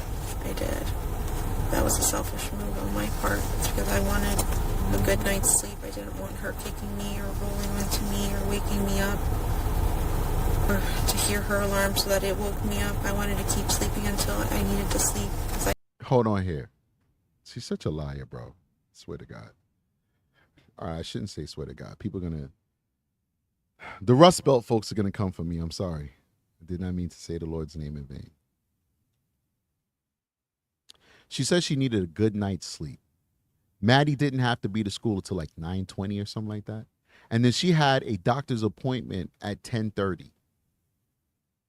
That means at the very least, you just have to, and school is like 15 minutes away, 10 minutes away. It's a little far because they used the grandmother's address to get her into that school. That wasn't her local school, but it's like 15 minutes away. It's not even that far. You would just need to wake up at 8 o'clock to get her to school on time, maybe even less, maybe 8:30, because she's a big girl. But 8 o'clock to get her dressed to school on time, and then make your appointment, no problem, at 10:30. She's acting like she was going to get up at 5 in the morning or something. It's bananas. You're not getting up at 5 in the morning. You just had to get up at 8 a.m. Come on, let's be serious here. $1 super sticker from M Dog. Thank you so much, M Dog, for supporting the channel. DP with PR Perky Priss. $10 super chat says a king size bed is more than big enough to never touch toes with someone. During a blackout in New York City, I slept in one with my 3 siblings and 2 cousins just fine. No reason to not have her there. I agree with you 1,000%. I sleep on a queen size bed, and to me, that's big. And we got a space for a king, but why would we buy a king and just have like a gajillion space? No, queen size bed is it. That's all we needed. No, we got a king. I'm sorry. We do have a king. I digress. Scratch that from the record. Let's keep going. I just had not, with my training schedule, I have not had a good night's sleep. My medication was out of whack. I was feeling funny and not like myself. And I knew that I needed another night's sleep and my medication in my body like ASAP, so I needed to go to bed.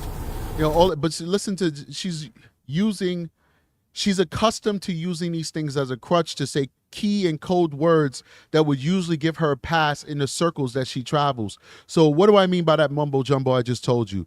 My medications were out of whack. What does that mean?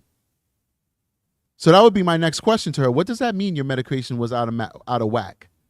Because that is her trying to deceive me.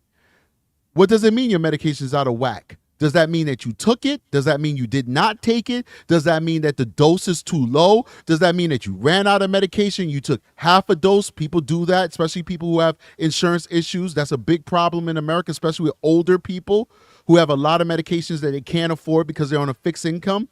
And so they start cutting pills in half. What does that mean?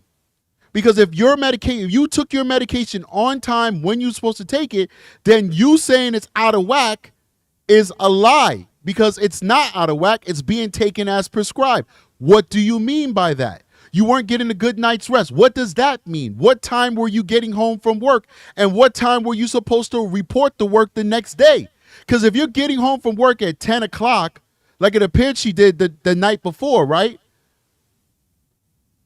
But you don't got a job the next day. You were off the next 2 days. What then? Even if you had work the next day, you wouldn't have been going to work at 7 in the morning. You'd have been going to work in the evening or in a late out or in the mid-afternoon, 2 to 10. So that means you had a umpting amount of time to make up on that sleep. The devil's in the details. When people use these type of words out of whack and you know, I felt discombobulated and I just felt off. You got to now ask probative questions as to what do you mean by that? Because oftentimes they're using those words specifically to throw you off. They're basically being vague. Let's keep going. So I wasn't even comfortable sending her that night, but I just did it for my own selfish reasons. Okay. Did you know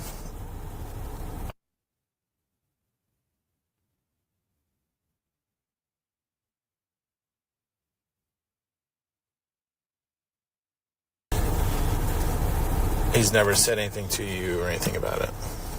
If anything, I've always told him that my biggest fear is that this would turn into a Woody Allen situation where the stepdaughter or the dad grooms the child and the child then turns 18 and ends up running away with him. I told him like that was my biggest fear, and The dad grooms the child and then the daughter ends up turning 18 and running away with him. After she's done with this point, we're going to stop it here because we literally covered from here moving forward in a previous show. And it doesn't make sense for us to stay here for another hour to cover what we've already covered. Because my beliefs are the same. So I'm going to end up just saying the same thing all over again without even remembering what I said before. So it doesn't make any sense. So we'll let her finish this thought. But this is pivotal. This is big. This is extremely probative. That's why we started here in the last video instead of just starting from the beginning. Let's let this play out. Ever want that happening. Like, you can't do that to me. Like, why would you say that to him? Because I never trusted. I grew up being told never. She can't even say I never trusted him. She was going to say I never trusted him, but she does trust him. She loves him more than she loves Maddie. That's why she goes through such great lengths to protect him and his legacy. Remember, in the video that I did last time, the one I'm referring to that we covered the second half of this, where they confront her of why you're always defending him over your daughter, she was defending his legacy. He was a good guy. He was good with Maddie, even though she had already seen pictures of him molesting Maddie. Very, very, very troubling. She was about to say, I never trusted him, but she stopped herself because she didn't believe it. So then she went into this whole tirade or whatever about, well, I was raised not to trust people, whatever. She didn't want to let those words come from her mouth because those words were not true. She trusts him. She loves him. Whatever Stearns want, Stearns got. 49 super chat from Chriser says, Geodon is a seriously impactful med, sends you straight to sleep hard, and you are messed up when you miss it. All right, so we want to know. I don't know if she was on that. I don't know. She listed that stuff, probably was a part of that the medications that she was taking and all that. But okay, explain that to me. That's what I would ask. Explain it to her. And lastly, another person commented and said, it doesn't matter whether she had work or not. She would still have been very drowsy when she takes the medication. I think the person said they're drowsy when they take the medication. All of that plays into the larger point. And the larger point is, if you knew that you needed the rest, right?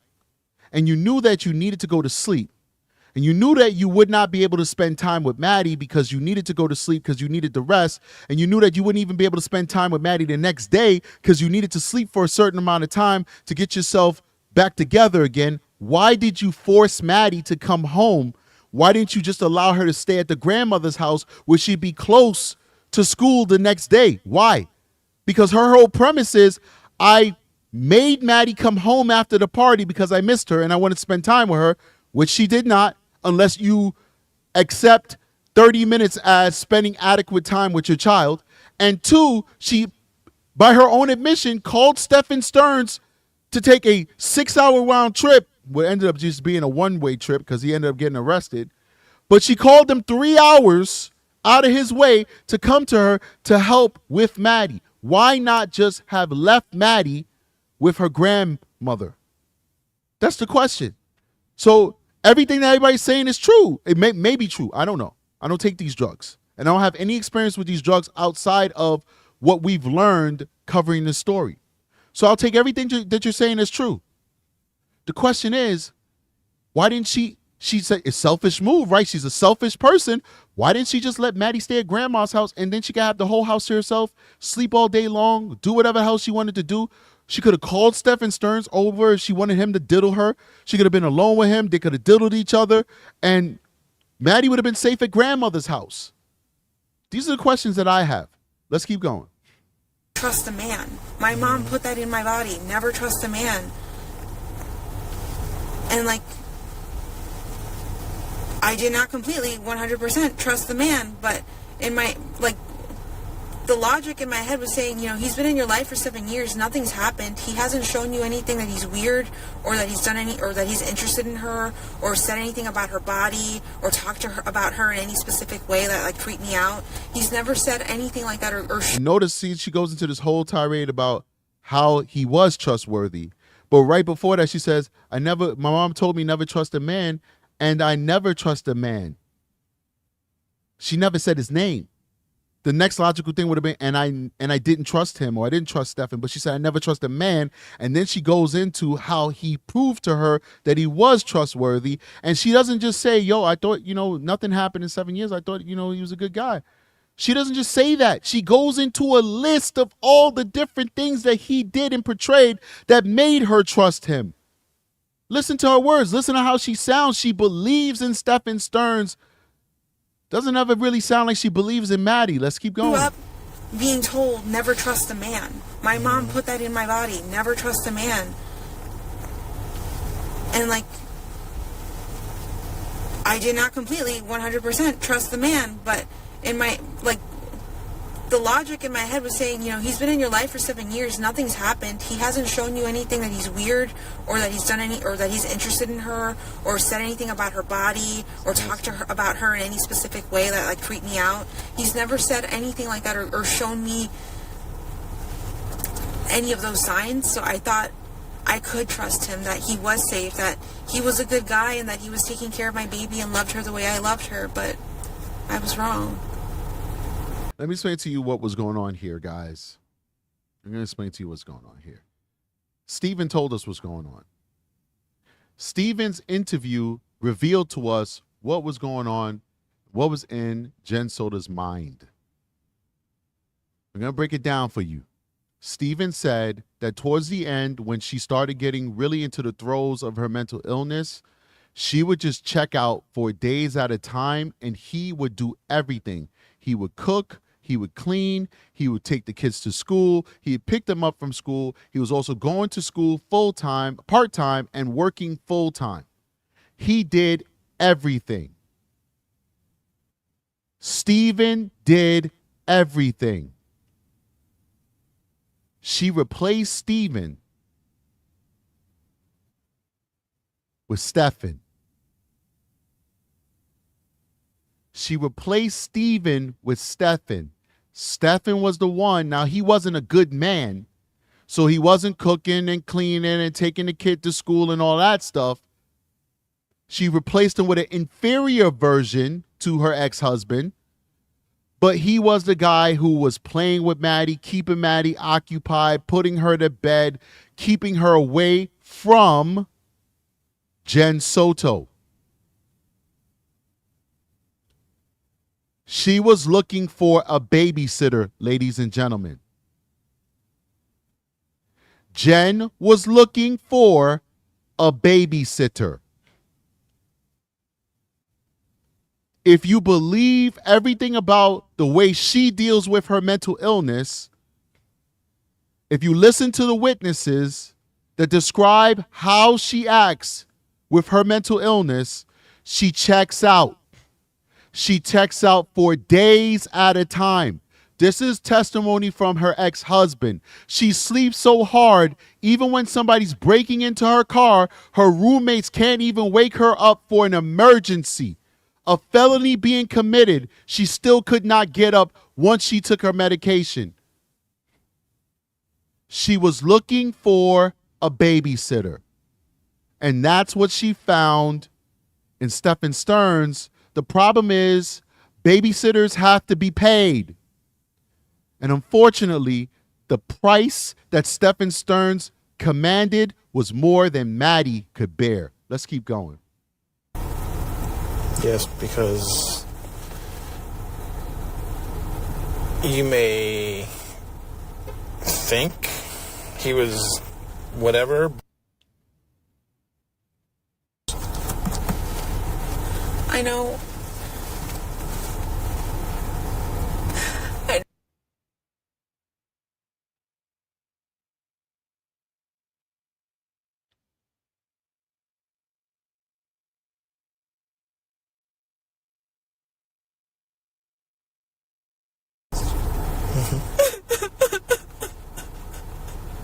All right, so I don't know if it's fake Karen or not, but I don't want to hear it. At this point, we will now transition to the call-in show. Big shout out to Barb Murray with a $5 super chat. Says, I couldn't believe she also asked her ex-husband to get SS a lawyer. Crazy, crazy, crazy, crazy. But Stephan Stearns did a really good job making these people believe that he was a good guy. He did a really good job making these people believe that he was a good guy. It's very, very, very shameful. And that Maddie was not protected. Because even the ex-husband thought that Stephan Stearns couldn't do what people were alluding to him doing. Safran, with a directed message to me, says, I was under the assumption that Geodon was only used in the hospital. That's a serious matter. I have no idea. I have no idea, to be honest with you. All right, so the number has been pinned to the chat. The call-in show, as promised. We had a really good show today. Oh, my God. So many people came through to show love. How many people we got watching right now? We've got 1,436 people watching, and we have not enough likes. Wow, you guys are a tough crowd, man. What a tough crowd. Can you guys do me a favor and please hit the like button on this show? Please support the channel by hitting the like button. Don't be cheap. You guys are cheap with these likes, man. Show that love and hit the like button. Support the channel. Let the world know how much you care and love the Strategic Eyes Show. We do appreciate you. We do need your support. Let me go ahead and put the live stream on my phone as we wait for somebody to call in. Who's going to call in? Who's going to be the first caller? Could talk about anything, whatever you want to talk about. Whatever you want to talk about. You want to talk about what was discussed in the previous show? Oh, real quick, before somebody comes in, I was able to get some information from my beautiful viewers. You guys are awesome. That kind of... So save that. Welcome to the Strategic Eye Show. What's going on? Welcome. How are you? Good. How are you doing? I'm doing all right. What's your name and where are you calling from? Kelly from Georgia. All right, Kelly. Sound like you're you're running a mile right now. What's going on over there? Well, I know. I didn't expect you to answer on the first call, but No worries. I'm about teasing Nighty, you. Sassy, the Nightbot. She's a control freak and wants to control what I say. No, I'm teasing. Yeah, she I'm better teasing stop. about that. She better stop. She don't I listen know. to me either. Okay. I just wondered, because this has been bugging me, if you think it's weird that all the adults in Maddie's life were medicine-focused, self-absorbed, always talking about themselves during these interviews about Maddie. And when I listened to the interview with the parents, I mean, I felt sadness, and I actually cried again and felt that sad emotion that I have when I think about Maddie and what she went through. But with Jen, I don't feel that. I don't feel I don't feel like crying. I don't feel her pain. Right. It's just like story time. Right. Yeah. I think that I just wondered. I think that a lot of people look at Jen and, her lack of emotion or her inappropriate responses to this tragedy, at least by our judging it, by all of us judging how we would react. And I think that because it's so odd and so out of the ordinary, people want to find an excuse for it. And be like, well, maybe this is going on. Maybe it's just mental illness. I really just don't know. But I have made the same observation as you, that it's been just so inappropriate. But somebody really made a good point for me. And I'll let you go and I'll answer the question because somebody else is calling. Okay. You stay online Thank you. because if you hang up, they're going to ring and it's just going to throw me off. But I'll tell you when to hang up. Okay, thank you. Somebody made a Just good like point. Sassy, the Nightbot. No, I'm teasing again. It's all good. But somebody made a good point to me. I said, yo, how all these people with all these mental illnesses like coming in the same space? Like, how does that even work? And the person in the chat said, would a normal person want to deal with Jen Soto? And they made a good point. These folks congregate together because they understand each other and they're willing to tolerate each other. But thank you so much for calling. I appreciate you. Okay, thank you. All righty. Do I hang? Next caller, what's going on? Strategic Eyes here. Hi, Strategic Guys. I love your show. Thank you so much. I'm a Jersey girl by way of Fort Lauderdale. Okay. I wanted to just make a comment. I don't know because I've been noticing that she keeps saying that they counted Maddie's money that she received for her birthday, but I would love for them to ask her how much did she get since they counted it. It's a good question. I don't know. I don't think anybody will know. I imagine it's probably not a lot of money, but certainly. Yeah, but since she says, because I'm thinking, okay, so you saw your daughter, you spoke to her, had this conversation before you sent her to bed. So that's just a way of kind of verifying whether or not she did have the conversation. But then again, she can make up a number. How would we know what the real amount of money was? True. You know what I'm saying? That's true. For the investigator, he's probably looking at it's not that probative, but there's no such thing as a bad question. I'll leave it at that. Thank you so much for calling. Okay, thank you. Have a great day. Bye. You too. All right, next caller. Hold on 1 second. Let me just acknowledge the super chat. Rad Die Daddy 392 said with a $1.99 super chat says, "Love you, bro. You wild. Two theories coming to you on email. Thank you so much, and we'll look forward to reading your theories. And guys, I'm reading as many emails as I can. I can't respond to them all. There are literally hundreds of emails coming to me, so I apologize. I'm only one man, and I think you guys understand that, but I just want to let you know we're trying our best, and we love you guys. Keep sending them, but I can't guarantee a response, okay? One person here. I don't have assistants that read it. I'd never disrespect you guys like that. If I end up getting 1 million subscribers, I will still read each email and not assign it to somebody else to do it. All right, caller, how you doing? This is Strategic Guys. How you doing? Hey, Strategic Guys. How are you? I'm doing all right. What's your name and where you calling from? I'm Katie, and I'm calling from Florida. All right, Katie, what's going on? You know, you sound like Jen Soto. Jen, is that you? Oh, no. That is don't you, say Jen. that. I know you're a fan of the show, Jen. Don't go there, buddy. I have 5 kids, and there's no way I'd ever let this happen. You know what? I'm sorry for disrespecting you. That's like the new curse word, the Jen. What's happening? You make me giggle. You're so silly. I was really thinking about something. I don't know if you've pondered this thought, but this generation with the rainbow flags and the wide-eyed psychopathic stare, the self-absorption, and now the new norm of MAPS, minor attracted persons, that they're trying to indoctrinate people to believe is a normality.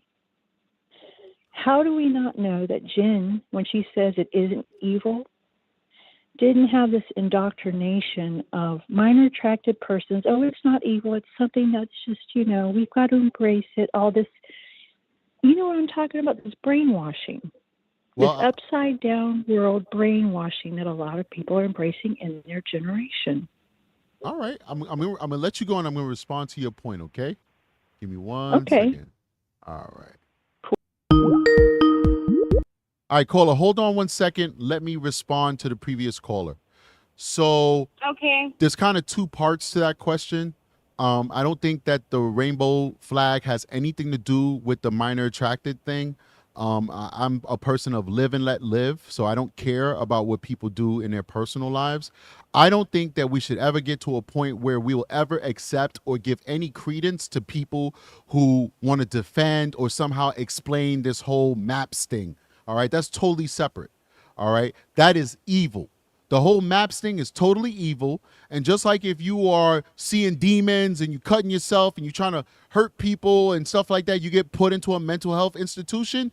If you are a person who is attracted to children, you need to get sent to a mental institution as well if you have not hurt any children. If you hurt a child, then we need to send you to prison. So I don't know. And unfortunately, or fortunately, I have not heard of any institutions, government agencies, or anything perpetuating the idea of normalizing this whole NAMBLA stuff, MAP stuff, you know what I'm saying? Whatever we call it. So it is what it is. But definitely my views are live and let live. I don't judge people. I stay out of that politics stuff. We're here for Maddie, and I'll leave it at that. Caller, how you doing? Strategic Guys here. What's your name and where you calling from? Hi, this is Maribel. I'm calling from Austin, Texas. How are you? I'm doing all right. Thank you for calling the show. What you got for me? Well, I just wanted to say, first of all, thank you so much, for all your hard work. I think it's great. You're one of my favorite people that cover this case. So I've kept up with all of this case, and I think it's just fascinating to me. I don't think I've ever gotten so engulfed in a case before, just because there's so many aspects of it that it just kind of leaves you questioning everybody. With Jen, it's like she obviously was going through something, but the detective said in the interrogation that's on camera, where she's in the she's on the couch in the soft room. Right. Like you said, even grown adults, when they are cheating on one another, eventually somebody messes up, right? And so I think that it's just tricky, because it's you don't want to be unempathetic towards somebody that has mental illness, but it's she definitely, she must have seen something, and we all know that. And so I think that's what really bothers a lot of us about it, right? It's just that it's so obvious that she knew more, and so that's the thing is, and it also it makes me think about just where was Child Protective Services in this? You know, like it also makes me think of like how her family, if Jen wasn't able to be conscious enough or aware enough, right, to see it, somebody would have seen something. You know, somebody saw something somewhere, and so it's like. I think, but also at the end of the day, like on a brighter note, I think this case is so important because it shows people, all of us, that you never know, and to be careful who's around, and just to keep an eye open, to always follow your instinct, and that way this never has to happen. I wouldn't say like ever again. Obviously, we all wish it would never happen again to anybody, but the more people are willing to stand up for children who are too afraid, because that's what's so sad and devastating is she couldn't speak to anybody about this. Right. You feel me? So it's like, damn, like that's even sadder. It's like a kid should always feel like they can tell you that something's wrong. Right. Well, thank you so much. I appreciate it. Yeah, thank you. No worries. All right. Let me take the next caller. Caller, hold on 1 second. I see you there. Hold on 1 second. I acknowledge the super chat, and I want to respond to that previous caller. Hopefully, as the show grows, we'll find some software that we could put people on hold and have like a, it's not who could call first. We could kind of go through the list of people who call. We'll figure that out. I mean, most likely it'll probably cost me an arm and a leg, but if the show grows, then we'll have the resources to do it. Big shout out to Kimmy B with a $10 super chat. Says, I tried calling. I believe Jen should be arrested for child neglect/abuse. No excuses. She was on meds. We put drunk drivers in jail. Also, why every single adult slept with Maddie? You keep trying to call. It's just the luck of the draw. It's not a million people call, so you eventually get in. But I appreciate you for the $10 super chat, and I agree with you for the most part. To respond to the previous call, give me 1 more second, caller. I'm going to get right to you. I just want to respond to the previous caller. She said, where was Child Protective Services? Well, you got to make a report. Nobody was making reports.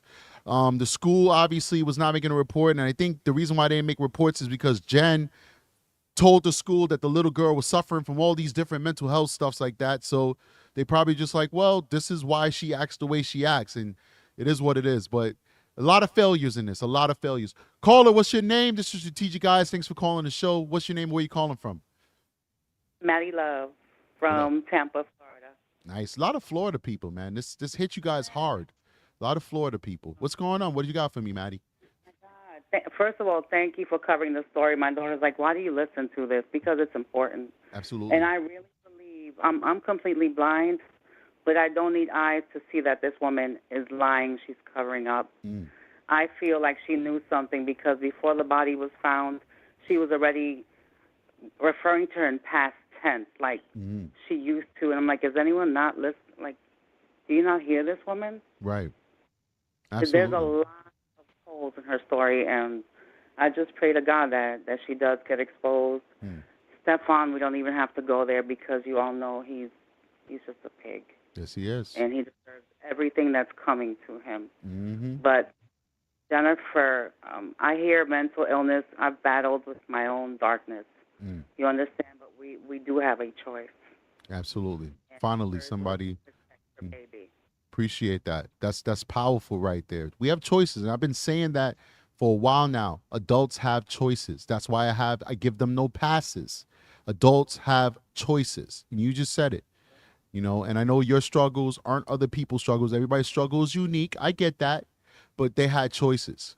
I appreciate you for calling, ma'am, and thank you so much for supporting the channel, and thank you so much for persevering through your disability to come and be a part of our community and help share and make an awareness for Maddie. Thank you so much, ma'am. And if I may, I'm sorry, Strategic, but this is really important, this message. I made a video about this. I've heard voices before. So I can relate to those people who are locked up who did it, but again, we have to seek help. Get on your knees, pray to God, because that works too. Right. That's what helped me. But we all need to find help, and these babies can't keep dying. Amen. Thank you so much. Appreciate you, man. Yep. All right. What a nice caller. Next caller, how you doing, Strategic Eyes here? All right. Hello. Hello. Hi, guys. Hi, can you hear me? I can hear you now. How you doing? Wonderful. Thank you so much. Perfect. What's This your name is and where you Natalia calling from? Florida. Perfect. Another Florida person. What do you got for me? So just want to say, first of all, you have a well-balanced approach to this case, so thank you so much. And just want to say first, justice for Maddie. You know, I am Latina, and for those who speak Spanish, ella era muy brillante y merece justicia. She was a brave young girl and deserves justice. Her reality was being essayed for the last 3 to 5 years. The fact that law enforcement kept probing her mom on pregnancy, et cetera, is very upsetting. I wanted to get from you, so, you know, her mom kept regurgitating Stephan's timeline over and over again for days and days on end. And that for me was the biggest indicator that I mean, I don't know what to say. There was a huge issue with that. It's like either she was asleep for the last 2 weeks because she actually regurgitated the same timeline in April. Or was there something else? Did she understand there was something else? She just wants to regurgitate this timeline because she felt that, you know, there was something going on here and she wanted to cover up for it. I don't know. What I do know and what I stand by is that I agree that Jen Soto suffers from some mental illnesses, personality, whatever it is, whatever they call these disorders, whatever they're categorized as. But there's no evidence that she has any type of cognitive disabilities that prevents her from knowing right from wrong, from being a person of average intelligence. And a person of average intelligence will look at the stories that she told and easily conclude that she's being deceptive. So I think that it's okay for us to believe that she knows more than what she's telling us. Guess what? You know who believes she knows more than what she's telling? The district attorney of Osceola County. That's why they offered her derivative use immunity. Tell us what you know, and we promise we won't get you in trouble for it because we believe you know more. So I don't know why she's sticking to the script, but somebody had to give her that script at some point, and then she had to make a conscious decision to internalize that script, remember it, and own it. That's the only way you could tell it verbatim the way she was telling it. So I don't know. Some of these things we'll never know, or maybe we'll have to wait for the trial to figure it out. Thank you so much for calling. We're going to go to the next caller, all right? Thank you. All right. You have a good day. Welcome to the Strategic Eyes Show. How you doing? Strategic Eyes here. Hi, how are you doing? I'm doing all right. How are you? Where are you calling from? What's your name? I'm Bree. I'm calling from California. What's happening, Bree? You sound like you out there with Snoop or something. You in the 213? See over there? See the dog pound. Very close to it. I can hear you. I'm calling from California. 213 dog pound, baby. I have a California accent when I'm talking to other people because to me it sounds normal. Okay. So what's going on? What do you got for me? So I just wanted to go back to like the Botox treatment because I just find that to be a little interesting because Jen constantly says that she's on disability and she has like limited income to the point where her and Stephan couldn't even really go out on dates. And for me, like what you said earlier too, if it was for a medical reason, then it would have been covered by insurance, right? Right. At the time of that appointment, they definitely would have told her the amount. $350 for somebody that's on disability, that's not only a lot, but also think about it. It's at the end of the month. You were getting it done on Monday, right after your daughter's birthday. Her party right after her birthday. We don't know what she really did for her birthday, and she did not attend her birthday party.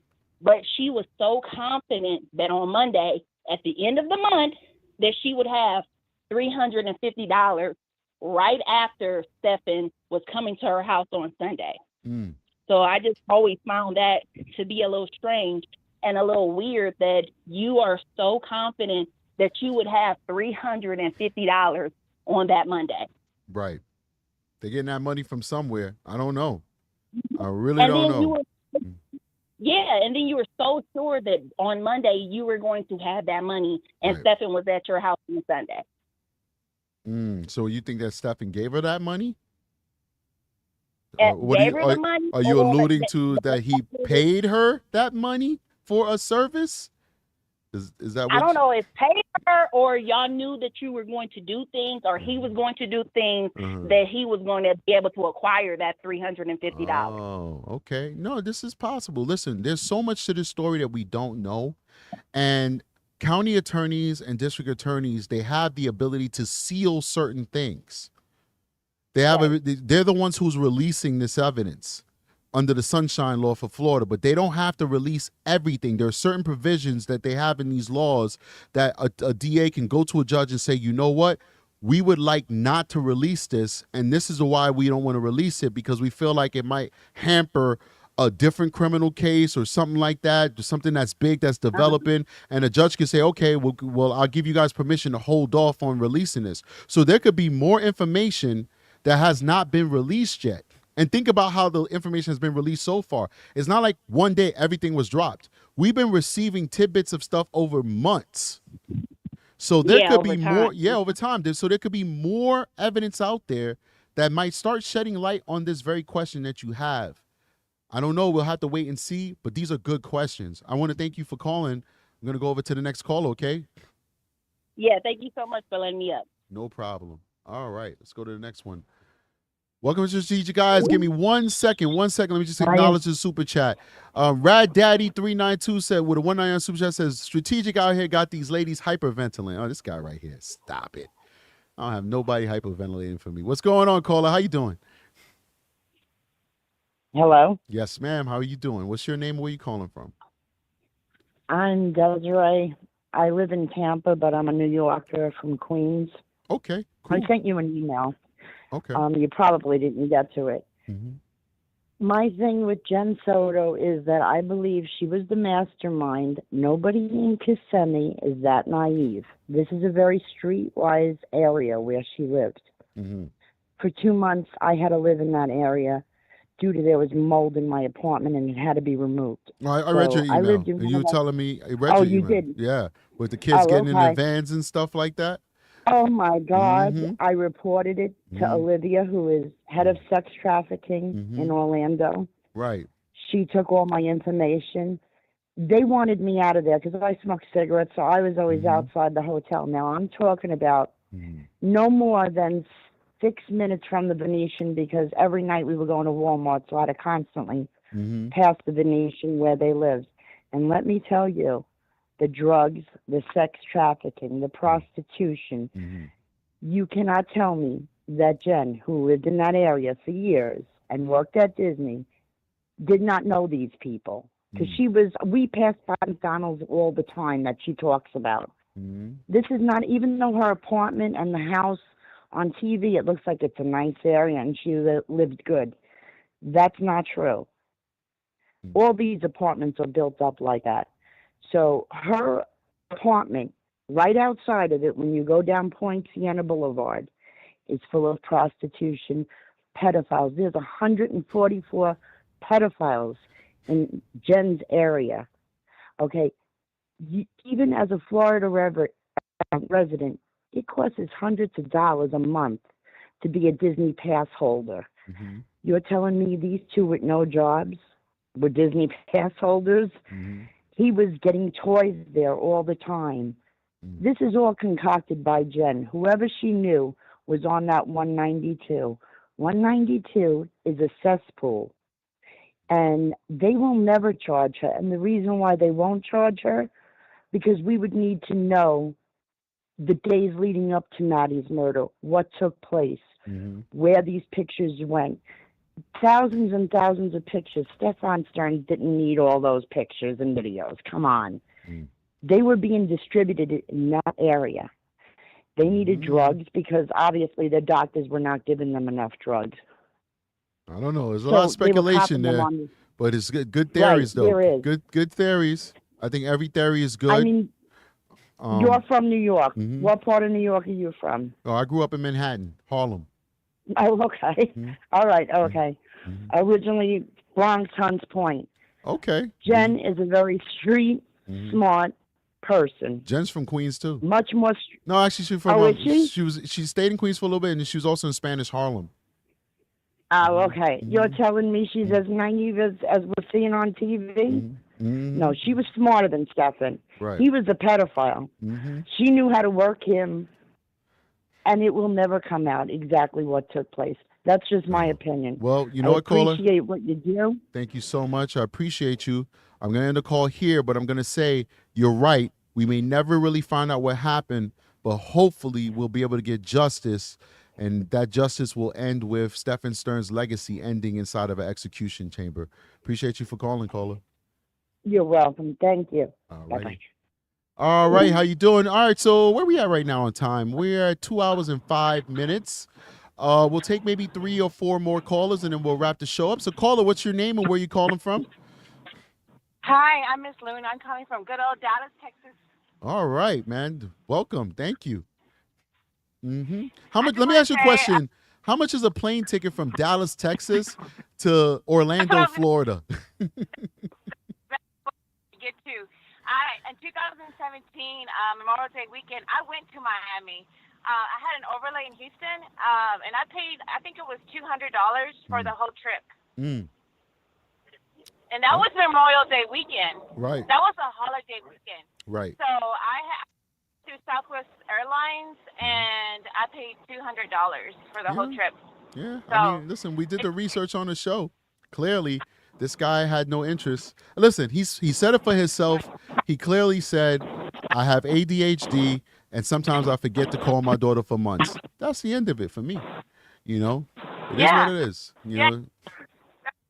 And that was the main reason I was calling you for that reason, because all that mess that he was saying about, you know, he didn't have the money, the funds, and all this stuff. No, I'm a single mother, you know, and I raised my daughter on myself, my own as well. But my ex-husband has done his part of trying to be a part of her life. Right. I walked my daughter down the aisle because my daughter saw that he was on the sideline, and I asked her, I said, do you want me to walk you down the aisle? And she said yes, because he's been on the sideline. So I walked her down the aisle. He was invited to her wedding, Right. but he didn't walk her down the aisle. Right. But I do thank you for everything that you've done for the You sound show, so 'cause young. You talking about your daughter getting married? Like, God damn, you sound like you like 19. What the hell? Actually 49 years old. My Okay. daughter's 31. Okay, cool. Yeah. Cool. Yeah. I want to thank you for everything that you've done. I've been following you since a long time. Thank you. I need to renew my membership. But I do follow all of the, you know, YouTubers, and I do love true crime. I just, you know, justice for Maddie. I feel so bad for her. It hurts my heart. You know, I'm a mother of a daughter, so I know what it feels like, but it's sad. It's really sad what's going on. It was really sad. Right. I appreciate you taking my call. Thank Absolutely. you so much. Thank you for calling. I really appreciate it. You know, what struck me the most, guys, is that so many women, well, it wasn't a lot. I mean, like I told you, guys, shared with you guys the metrics. 99% of the people who watched the show and reacted to it agreed with me. But there were no men that were defending the actions of Maddie's bio father, of Tyler. It was women. Hold on one second, caller. And that's what struck me the most, because it's like, since when did it become normalized and acceptable for women to defend deadbeat dads? That's what really struck me. What's up, caller? How you doing? What's your name and where you calling from? JPL coming from Sacramento. What up, JPL? How you doing? Thank you for being so generous with the show and being such a good supporter of the channel. What's happening? What you got for me?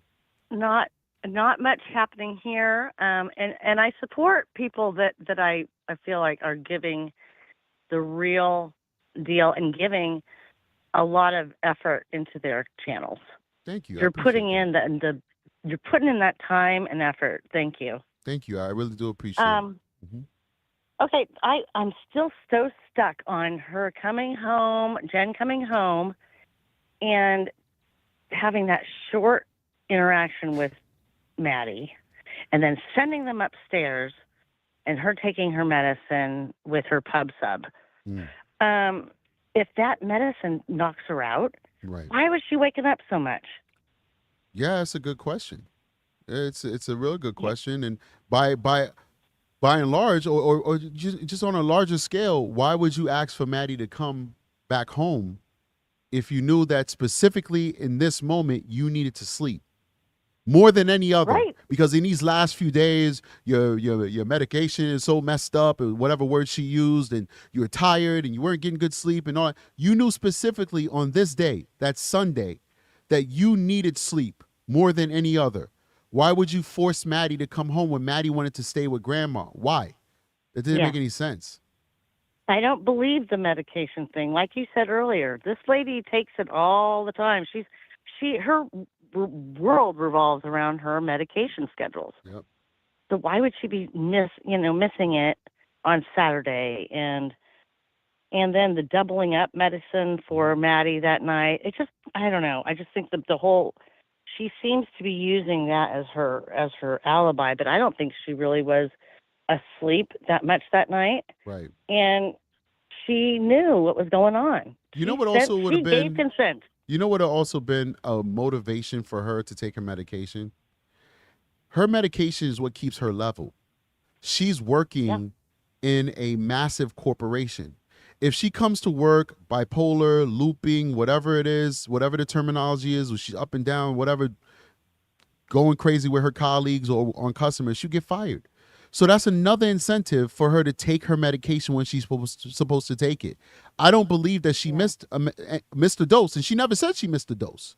So I like I said, if I was that detective, I would ask, what do you mean by your medication was messed up, or whatever word she used? That wasn't a word she used, but it is what it is. Anything else before I let you go, JPL? I wish that the cop that grilled Jen he would have done it with SS. He should have been the one in there just like a bulldog. Right. Yeah, I think they could have approached it much differently. Yeah. But well, good job, and thank you. Thank you so much, JPL. Big shout out to Valencia's mom with a $4.99 super sticker. Have a Thank good you so day. much for supporting the channel. You have a good one too, JPL. Thank too. you for supporting the channel, Valencia's mom. All right. After this caller, we will do one last caller. So after this caller that's currently on the line, we'll only take one more caller. Caller, how are you doing? Where are you calling from? And what is your name? Hi. This is GT with Perky Purse, actually. I'm calling from the Bronx, New York. Okay. What's happening? How you doing? I'm good. I'm actually really surprised that I got through. Okay. I was actually taking a sick day at work today, and I said, let me check out if there's anything new. Oh. And I managed to catch the stream. So who's your that's employer really awesome. so I can report you that you're playing hooky and hanging out with It's Strategic okay. instead of working? Mm-hmm. Nah, I work remote, so I get to listen to you guys all day, which is awesome. I Nice. just wanted to throw a couple of things out there Okay. as far as culturally. Mm-hmm. So I'm Puerto Rican. Mm-hmm. I was raised by a single mom. Mm-hmm. And Jen does this whole never trust a man. My mom put it in my body to never trust a man, which I think is entire BS, simply because I was raised in a very don't trust a man environment with a single mom. I never saw one of my uncles change their niece's diapers. I never saw one of my uncles take one of my cousins or my siblings to a room to go to sleep for a nap at 3 months old, 6 months old, 9 months old, let alone a fully pubescent child still going to bed with a stepfather. I was raised with a stepfather during my formative years.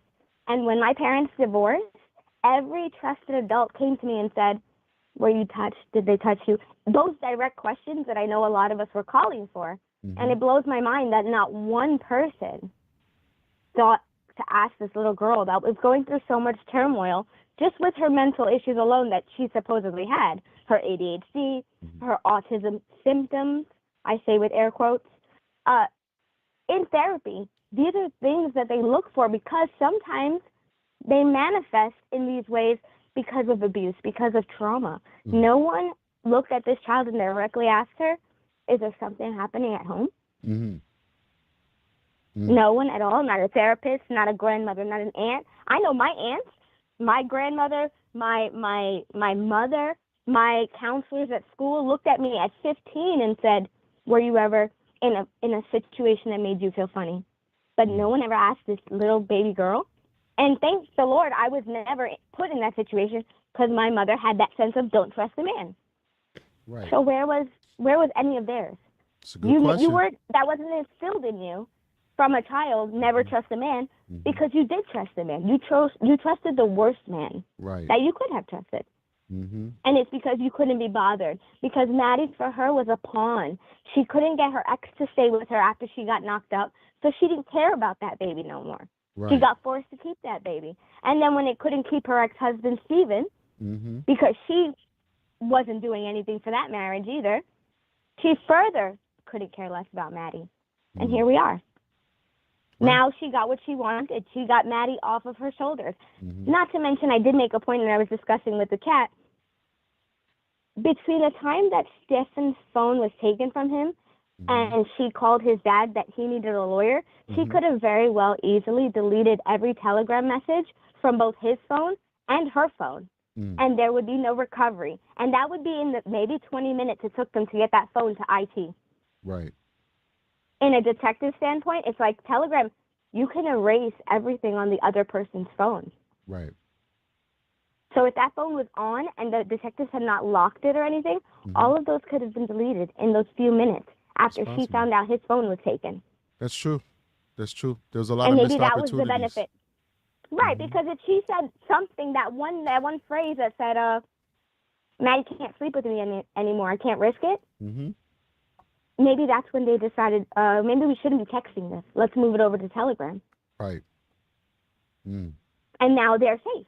Maybe there was CSAM being distributed to others, but I think that their conversations pertaining to this abuse definitely happened on Telegram, because if one of them were to get pinched, the other one could easily delete everything, and there was no evidence that she ever knew about it happening. And that's where her money was coming from. It's possible. That's where her money. She paid $450 in rent. Why were you guys so broke? Because even if she got disability and that was like $1,000, that's still $600, and that's not a lot of money to have a child with. But also, there was no motivation on her part to even get better and try to get a job. Right. Right. There's all these things that, she didn't care about Maddie, so she could sell her for $1. No, you make some good points. We are at the 5-minute point. We do have a time limit, so I appreciate you for calling in. Thank you so much for all of your coverage. I've never gotten this invested in a case, but I definitely felt some type of way being a Puerto Rican girl who grew up in the same culture and a single mom. It just blows my mind that any of this would have ever happened at all. Mental health issues or not. Right. But thank you for all of the coverage, and I do hope we find some justice for Maddie.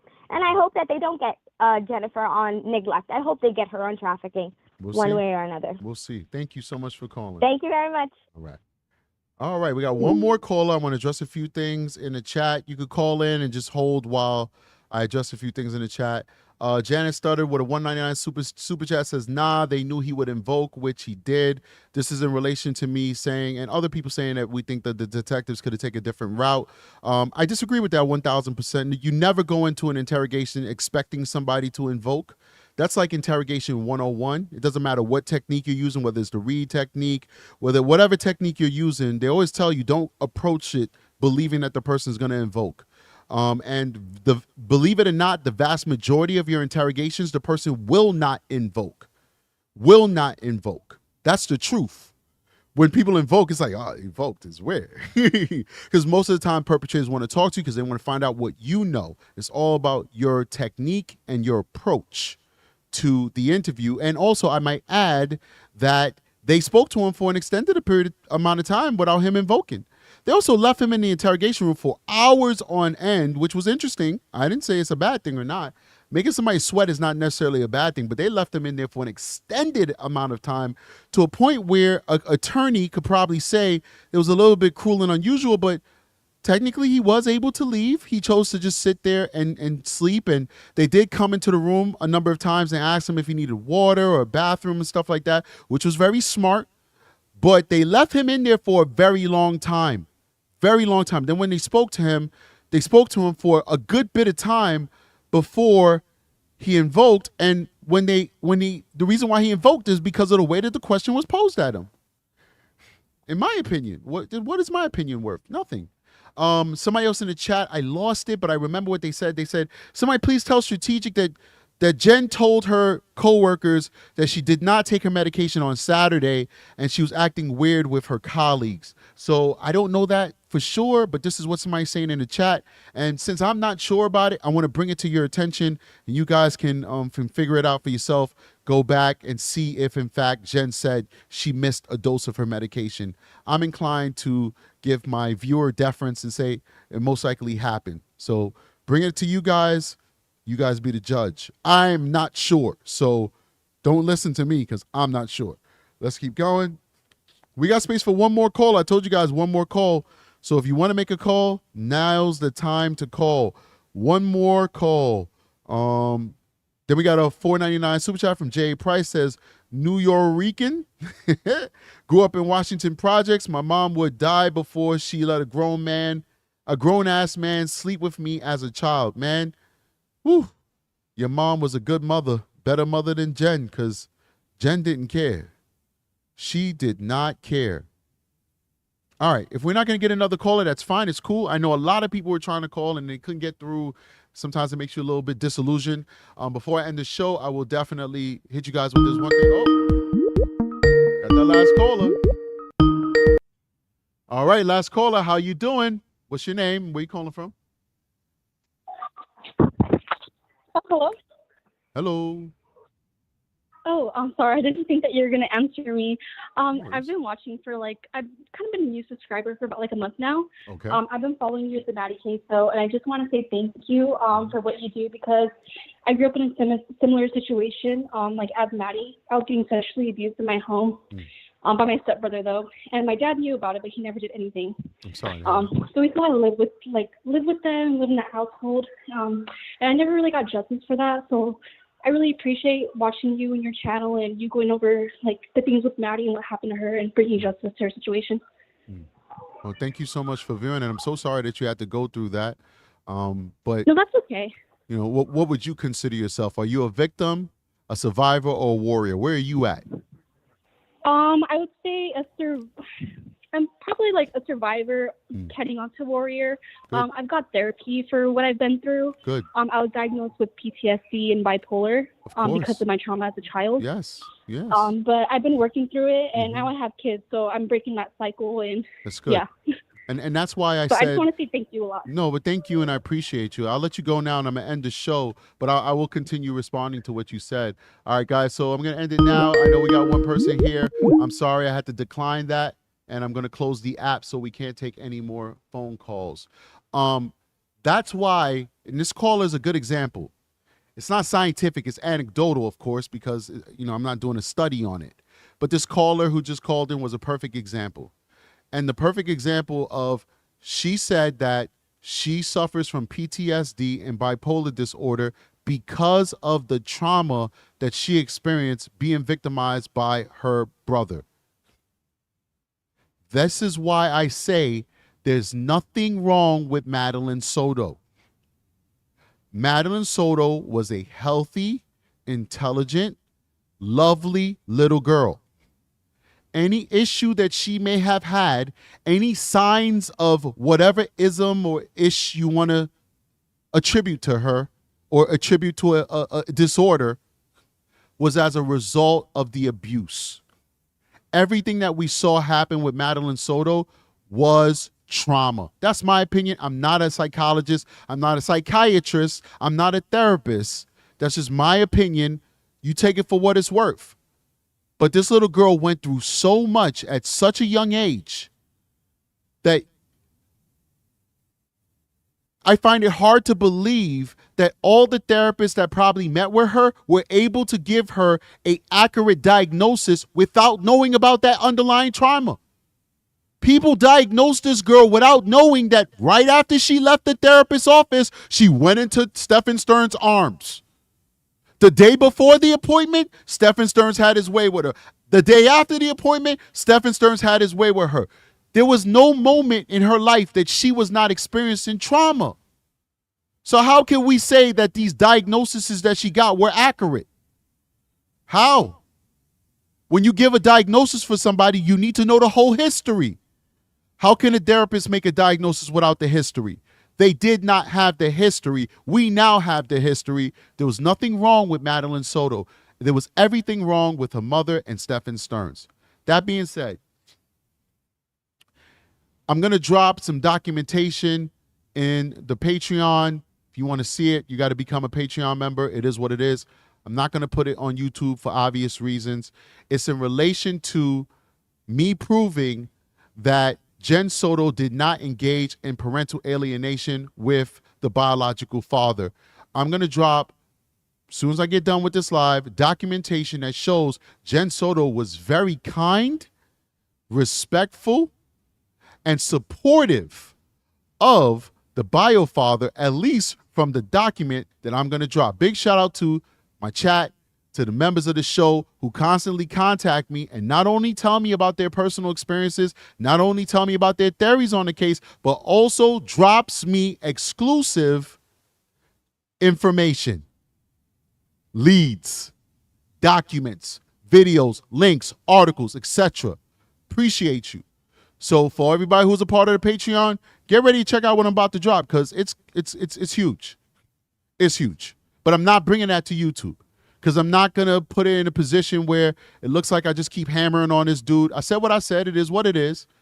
I believe what I said. I backed up what I said with his own words, but I'm not going to keep going in on this dude. But if you want to go off of YouTube on a different platform, a more personal platform, then you can review that over there. But I'm not going to come on YouTube and show 20, 30, 40, 50,000 people what I have.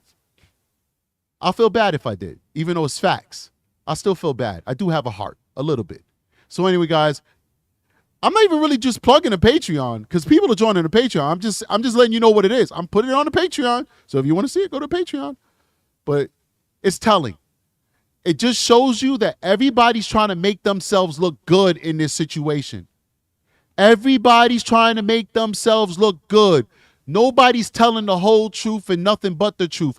People are constantly trying to put themselves in the best light, because all of these people were flawed and every single one of them failed Maddie, except for Stephen Young, so far. Stephen Young. And Grandma Soto. What did she do? Once again, I'm waiting for you guys to tell me what Grandma Soto did wrong.